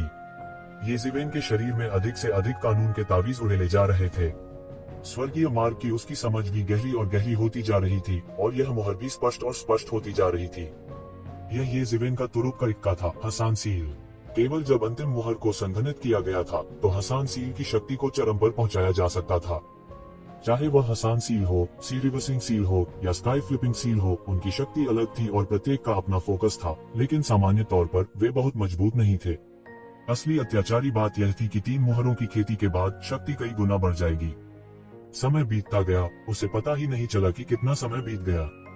हसन सील की 3 मुहरों की शक्ति महान थी, लेकिन साथ ही अंतिम हसन सील को समझने की कठिनाई भी तेजी से बढ़ेगी। उसे नहीं पता था कि कितना समय बीत गया था और उसके सामने हसन सील ने धीरे धीरे आकार लिया। ऊपर उस स्थान पर ये ज़िवेन जोर से चिल्लाया और उसके सामने हसान सील अचानक सीधे उछल गई। अचानक ऐसा लगा कि पूरी दुनिया ढह गई है और यह सब इस सील के सामने फट गया। यह हसन सील, मैंने आखिरकार इसकी खेती की है। ये ज़िवेन ने धीरे धीरे राहत की सांस ली। ओवरटर्निंग द स्काई सील के अभ्यास की प्रक्रिया में उन्होंने काफी अंतर्दृष्टि प्राप्त की थी। उसके साधना के स्तर पर ऐसी बहुत सी बातें थी जिन्हें वह सादृश्य द्वारा समझ सकता था। ओवरटर्निंग द स्काई सील का अभ्यास करने से उनकी मार्शल आर्ट धारणा में भी काफी सुधार हुआ था। और जैसे ही उन्होंने हसान सील की सफलतापूर्वक खेती की, उनके दिमाग में एक और जानकारी उभरी। हालांकि यह हसन सील एक मार्शल आर्ट थी, लेकिन यह अभी तक अपनी अधिकतम क्षमता तक नहीं पहुंची थी। उसके पास अभी भी एक जादू का उपकरण था। यदि वह इसे संघनित कर सकता है और हसन सील के साथ इसका उपयोग कर सकता है, तो शक्ति अचानक उच्च स्तर तक बढ़ जाएगी। इससे ये ज़िवेन को अचानक ऐसा विचार आया, लेकिन हसन सील नामक इस जादुई उपकरण के लिए आवश्यक कच्चे माल की मात्रा बहुत अधिक थी। वह वर्तमान में इसे परिष्कृत करने में सक्षम नहीं था। पलटती हुई स्काई सील को संघनित करने के बाद ये ज़िवेन ने अचानक महसूस किया कि उसके शरीर के भीतर आभा बढ़ रही थी। वह सफलता से दूर नहीं था। उन्होंने बिना किसी हिचकिचाहट के तुरंत बंद दरवाजे के प्रशिक्षण राज्य में प्रवेश किया। वह पालथी मारकर बैठ गया और प्रबुद्ध मन प्राचीन वृक्ष सीधे उसके पीछे प्रकट हुआ और उसे अपने भीतर समाहित कर लिया। उनका पूरा व्यक्तित्व शांति की एक अजीब स्थिति में प्रवेश कर गया। अनगिनत मार्शल आर्ट की जानकारी उनके दिमाग में भर गई और उन्होंने ऑब्जर्विंग पसंद स्क्रिप्चर को प्रसारित करना जारी रखा। उनका पूरा शरीर एक ब्रह्मांड में बदल गया और ब्रह्मांड में अनगिनत सितारे पैदा हुए और नष्ट हो गए। यह ऐसा था जैसे वह एक वास्तविक ब्रह्मांड में था। और सेलेस्टियल फॉक्स प्रिंस और युआन बैटियन के रक्तसार को भी जुटाया गया, उसके शरीर में पूरक किया गया और पोवान क्षेत्र के चौथे स्तर पर पहुंचा दिया गया।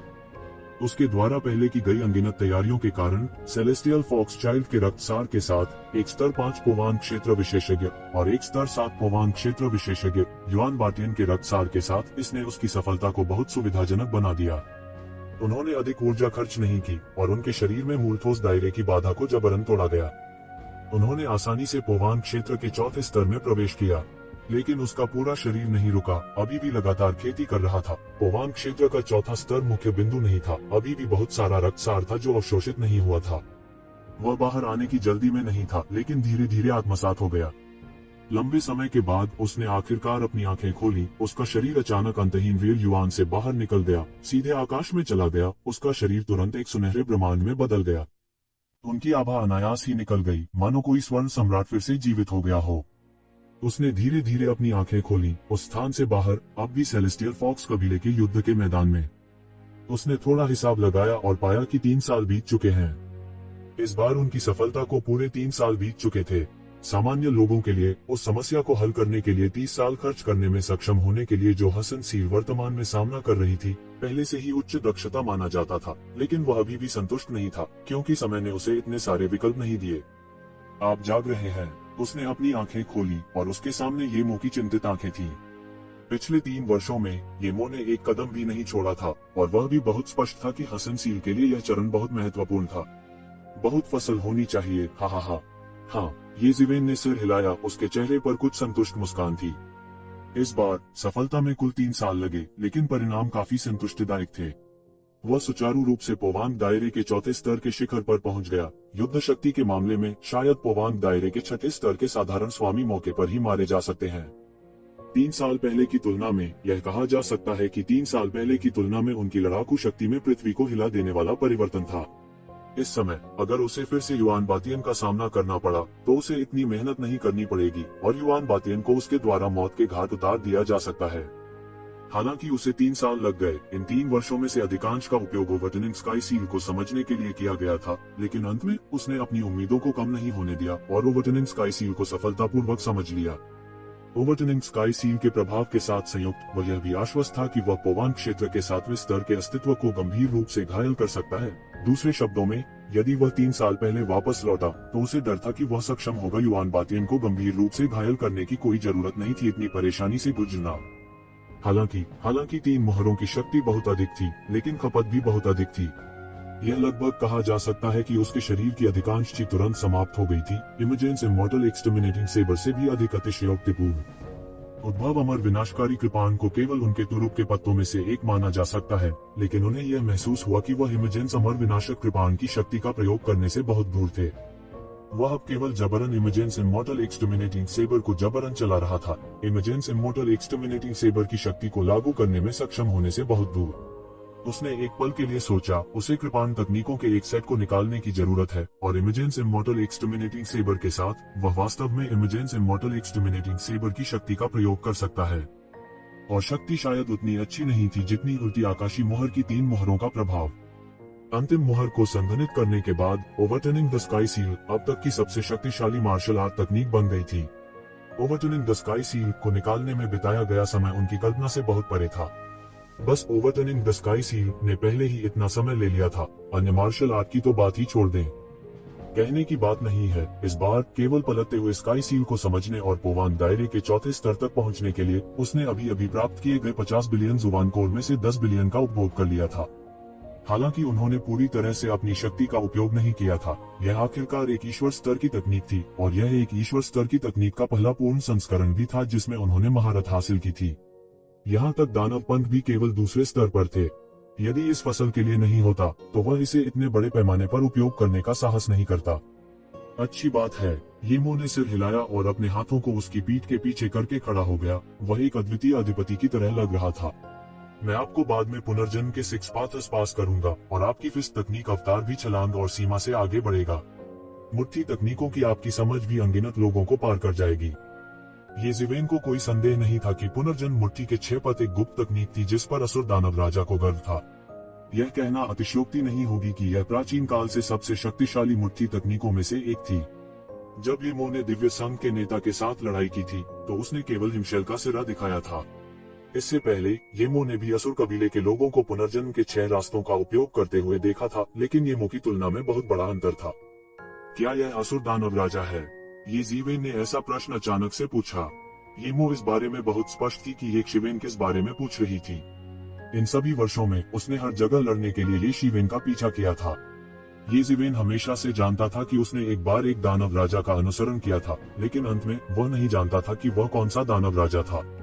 मूल रूप से येज़िवेन ने सोचा था कि यह महान दानव राजा था। इस दानव राजा को दानव क्षेत्र में देर से खेती करने वाला माना जाता था, लेकिन उसका नाम पूरे स्वर्ग और लोकों में फैल गया था। इसका कारण यह था कि येमो ने उसे बहुत समय पहले दानव पंख सिखाए थे। अब तक येज़िवेन वास्तव में दानव पंखों के जादुई उपयोग को नहीं समझ पाई थी। हालांकि अब जब उसने देखा कि येमो कुशलतापूर्वक पुनर्जन्म मुट्ठी के 6 रास्तों का उपयोग कर रहा है, जो कि अधिकांश महान असुरों के पास भी अभ्यास करने की योग्यता नहीं थी, तो वह मदद नहीं कर सकता था, लेकिन संदेह करता था कि येमो ने एक बार असुर दानव राजा का अनुसरण किया था। सम्राट लॉर्ड स्तर की इस तरह की गुप्त तकनीक लगभग केवल अपनी जाति और संप्रदाय के भीतर ही पारित की जाएगी। जब तक यह प्रत्यक्ष वंशज नहीं था तब तक इसके पारित होने की संभावना बहुत कम थी, लगभग असंभव थी। यदि ये मोह असुर दानव भगवान का अनुसरण कर रहे थे तो यह सब समझ में आएगा। यह वह नहीं है। अंधा अनुमान मत लगाओ। मैं पुनर्जन्म के 6 रास्तों को जानता हूँ, लेकिन इसका मतलब यह नहीं है कि मैं उसका अनुसरण करता था। येमो ने स्पष्ट रूप से नहीं कहा, लेकिन केवल येज़ेवेन के अनुमान को नकार दिया। फिर कौन हो सकता है? येज़ेवेन के मन में संदेह कौंध गया। दानव जाति के इतिहास में केवल कुछ ही दानव राजा थे। उनके मिथक और किंवदंतियां स्वर्ग और लोकों में प्रसिद्ध थी, इसलिए इसका अनुमान लगाना कठिन नहीं होना चाहिए। हालांकि येमो ने कुछ नहीं कहा, इसलिए उन्होंने पूछना जारी नहीं रखा। उन दोनों में वर्षों से ऐसी मौन समझ थी कि वे उन चीजों के बारे में नहीं पूछते थे जो वे कहना नहीं चाहते थे। पुनर्जन्म मुट्ठी का यह 6 पत असुर दानव राजा की खोई हुई तकनीक है। गुरु ने ताओ हासिल करने के बाद एक कदम आगे जाने और एक उच्च क्षेत्र तक पहुंचने के लिए उन्होंने असुर कबीले से अपनी गर्वित गुप्त तकनीक का आदान प्रदान किया। येमो ने देखा कि येज़ेवेन अभी भी उलझन में था, इसलिए वह समझाए बिना नहीं रह सका। अच्छा ऐसा है। येज़ेवेन को राहत मिली। यह इस प्रकार निकला। हालांकि येमो के मूल मास्टर ने असुर कबीले को विनिमय के लिए सहमत करने के लिए बड़ी कीमत चुकाई होगी। सम्राट स्तर की विरासत अमर स्तर की विरासत से कई गुना अधिक भयानक थी। यहाँ तक अगर अन्य सम्राट लॉर्ड्स आते तो वे उन्हें आसानी से भड़काने की हिम्मत नहीं करते। इसे बलपूर्वक छीनना असंभव था। यह सम्राट लॉर्ड्स के बीच लगभग मौन समझ और अनकहा नियम था, क्योंकि अगर कोई आज पूर्ववर्ती की विरासत पर चलता है तो कोई कल पूर्ववर्ती की विरासत पर चलता है। यहाँ तक कि सम्राट लॉर्ड्स भी इस बात की गारंटी नहीं दे सकते थे कि वे समय की लंबी नदी में अमर रहेंगे। असफलता की भी कई संभावनाएं थीं। अनगिनत वर्षों के लिए कई सम्राट लॉर्ड्स थे जो गिर जाने के लिए जाने जाते थे। यह न केवल पुनर्जन्म मुट्ठी के 6 पथ हैं, बल्कि दानव पंथ भी हैं जो आपने सीखे हैं। यह वास्तव में एक गुप्त कौशल है जिस पर महान दानव राजा को गर्व था। उस समय केवल कुछ ही लोग थे जो महान से मेल खा सकते थे।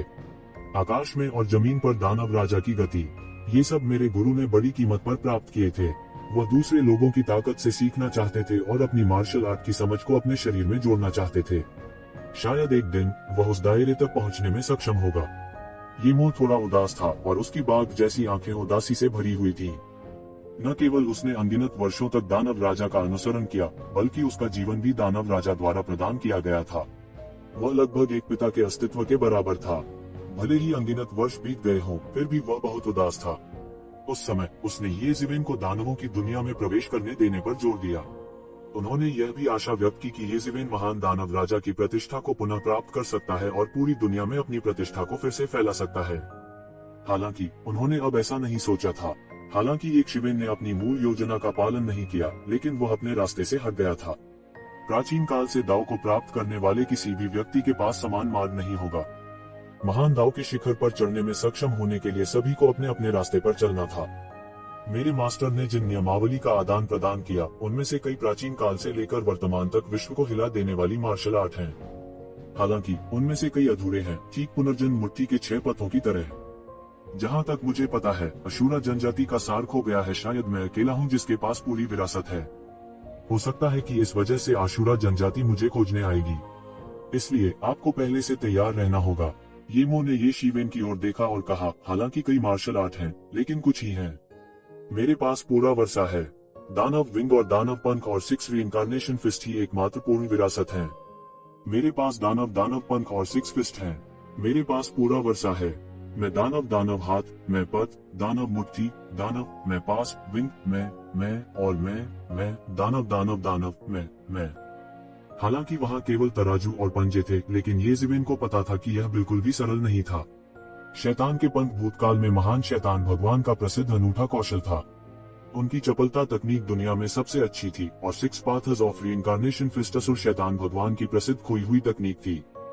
येमो के पास इन मार्शल आर्ट की पूरी विरासत नहीं थी। हालांकि कुछ ही टुकड़े थे, लेकिन इन मार्शल आर्ट की उत्पत्ति दानव पंखों और पुनर्जन्म मुट्ठी के 6 रास्तों से कम नहीं थी। अन्यथा येमो ने उनकी तुलना इन 2 शक्ति तकनीकों से नहीं की होती। येमो ने कहा था कि ये मार्शल आर्ट और कुछ नहीं बल्कि टुकड़े थे। हालांकि अगर उन्हें फैलाया जाना था तो यह निश्चित रूप से 10,000 संसारों में आतंक का राज पैदा करेगा। प्रतियोगिता में अनगिनत लोग, यहाँ तक कई दिग्गज विशेषज्ञ भी शामिल होंगे। हाँ, येज़ेवेन ने सिर हिलाया। उसने और नहीं मांगा। वह जितना चबा सकता था उससे ज्यादा नहीं काटना चाहता था। यदि वह इनमें से किसी भी मार्शल आर्ट का चरम पर अभ्यास करता है तो यह उसके लिए दुनिया पर हावी होने के लिए पर्याप्त होगा। पुनर्जन्म मुट्ठी के 6 पथों का सार 6 पथ है। वे स्वर्गीय पथ, मानव पथ, नरक पथ, पशु पथ, असुर पथ और भू के भूत पथ हैं। हालांकि इन 6 रास्तों को पुनर्जन्म मुट्ठी के 6 रास्ते कहा जाता है, लेकिन वास्तव में पुनर्जन्म मुट्ठी के 6 रास्तों को शीर्ष मुट्ठी तकनीकों के 6 सेटों में विभाजित किया जा सकता है। वास्तविक 6 पाथर्स ऑफ रीइंकार्नेशन फिस्ट का उच्चतम स्तर तक अभ्यास किया जा सकता है। फिर पुनर्जन्म मुट्ठी के सच्चे 6 पथों को पुनर्जन्म मुट्ठी के सच्चे 6 पथ बनाने के लिए जोड़ा जा सकता है। पुनर्जन्म मुट्ठी के 6 पथों का सही सार पुनर्जन्म मुट्ठी के 6 पथ हैं। हालांकि प्राचीन काल से लेकर अब तक असुर दानव राजा को छोड़कर मुझे डर है कि किसी ने भी इसका चरम पर अभ्यास नहीं किया है।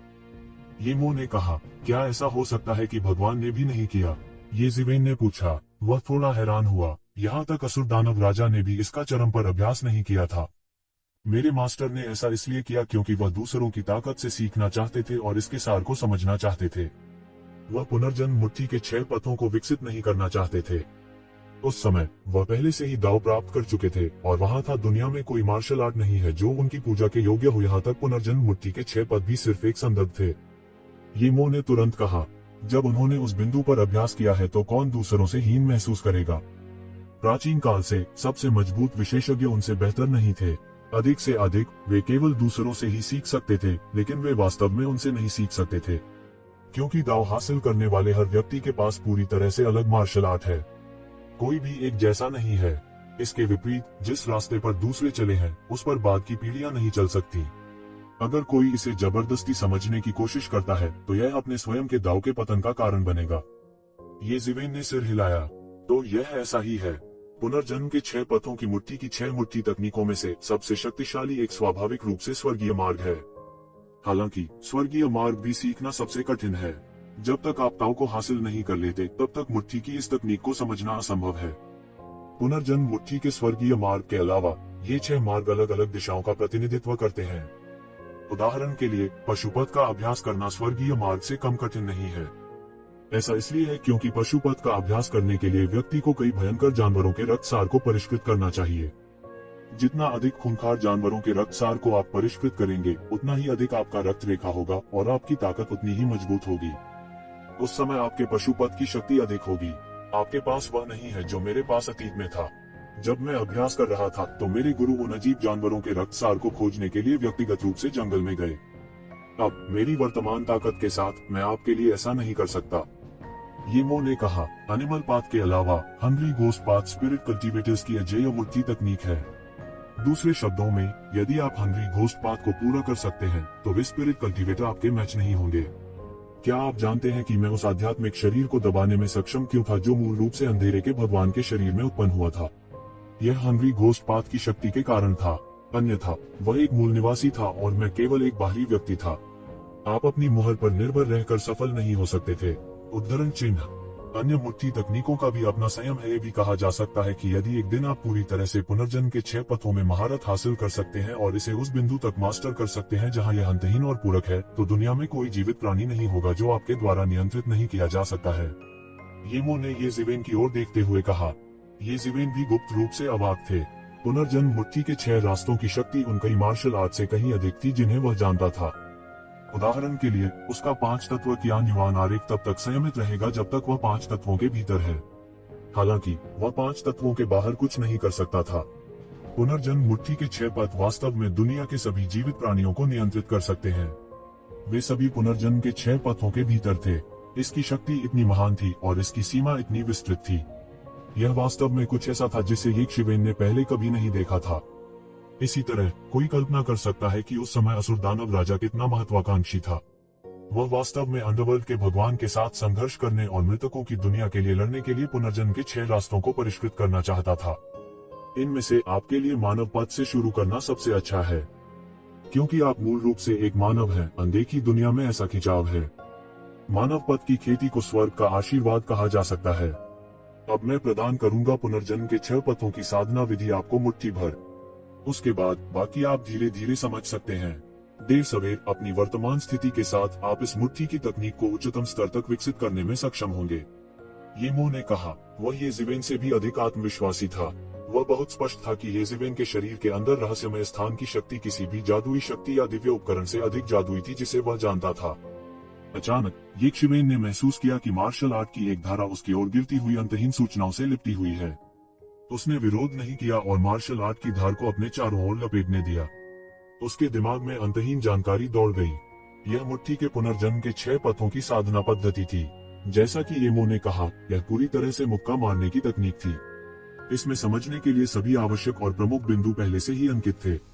उन्हें यह भी संदेह था कि असुर जनजाति की खेती की विधि उतनी विस्तृत नहीं हो सकती जितनी उनके हाथ में है। पुनर्जन्म मुट्ठी के 6 पथों को वास्तव में मुट्ठी तकनीकों के 6 सेटों में विभाजित किया जा सकता है। मुट्ठी की तकनीक का प्रत्येक सेट एक मानव छाया में तब्दील हो गया जो एक पृथ्वी टूटने वाली मुट्ठी तकनीक का अभ्यास कर रहा था। ये शिवेन यह भी महसूस कर सकते थे कि मुट्ठी की तकनीक के 6 सेटों द्वारा बनाए गए 6 मानव छाया चित्रों में से मानव दाव मुट्ठी तकनीक वास्तव में वह थी जिसने उन्हें सबसे अधिक आकर्षित किया। यह उसके साथ बेहोश हो गया। यह वास्तव में एक अद्वितीय साधना पद्धति थी। यहाँ तक मुट्ठी की तकनीकों का कोई भी सेट देव स्तरीय साधना पद्धति के शिखर से कमतर नहीं था। यदि मुट्ठी की तकनीकों का कोई भी सेट फैलाया गया तो यह एक खूनी तूफान खड़ा कर देगा। हालांकि वह जल्दी से समझ की स्थिति से हट गया। अगर वह इसे समझना चाहता है तो उसे भविष्य में इसे धीरे धीरे लेना होगा। वह अधीर नहीं हो सका। आप मुट्ठी की इस तकनीक का धीरे धीरे अभ्यास कर सकते हैं। यदि आप भविष्य में सफल होते हैं तो आप कम से कम बेजोड़ होंगे। येमो ने कहा, जहाँ तक बात है, मैं इस समय तक तुम्हारे साथ नहीं चलूंगा। आप रसातल शैतान भगवान की तलाश करने की योजना बना रहे हैं। ये शिवेन और येमो सैकड़ों वर्षों से एक साथ रह रहे थे। उसने तुरंत प्रतिक्रिया दी, हाँ, तुम लियान की मौत मेरे दिल में एक कांटे की तरह है। अगर मैं इससे छुटकारा नहीं पा सका तो यह मेरे दिल में एक राक्षस बन जाएगा। अगर मैं उसे नहीं मारूंगा तो मैं शांत नहीं हो पाऊंगा। यदि वह अपना दाव सिद्ध करता है तो वह आपके लिए भी एक बड़ा खतरा होगा। तो उसे मरना ही होगा, येमो ने कहा।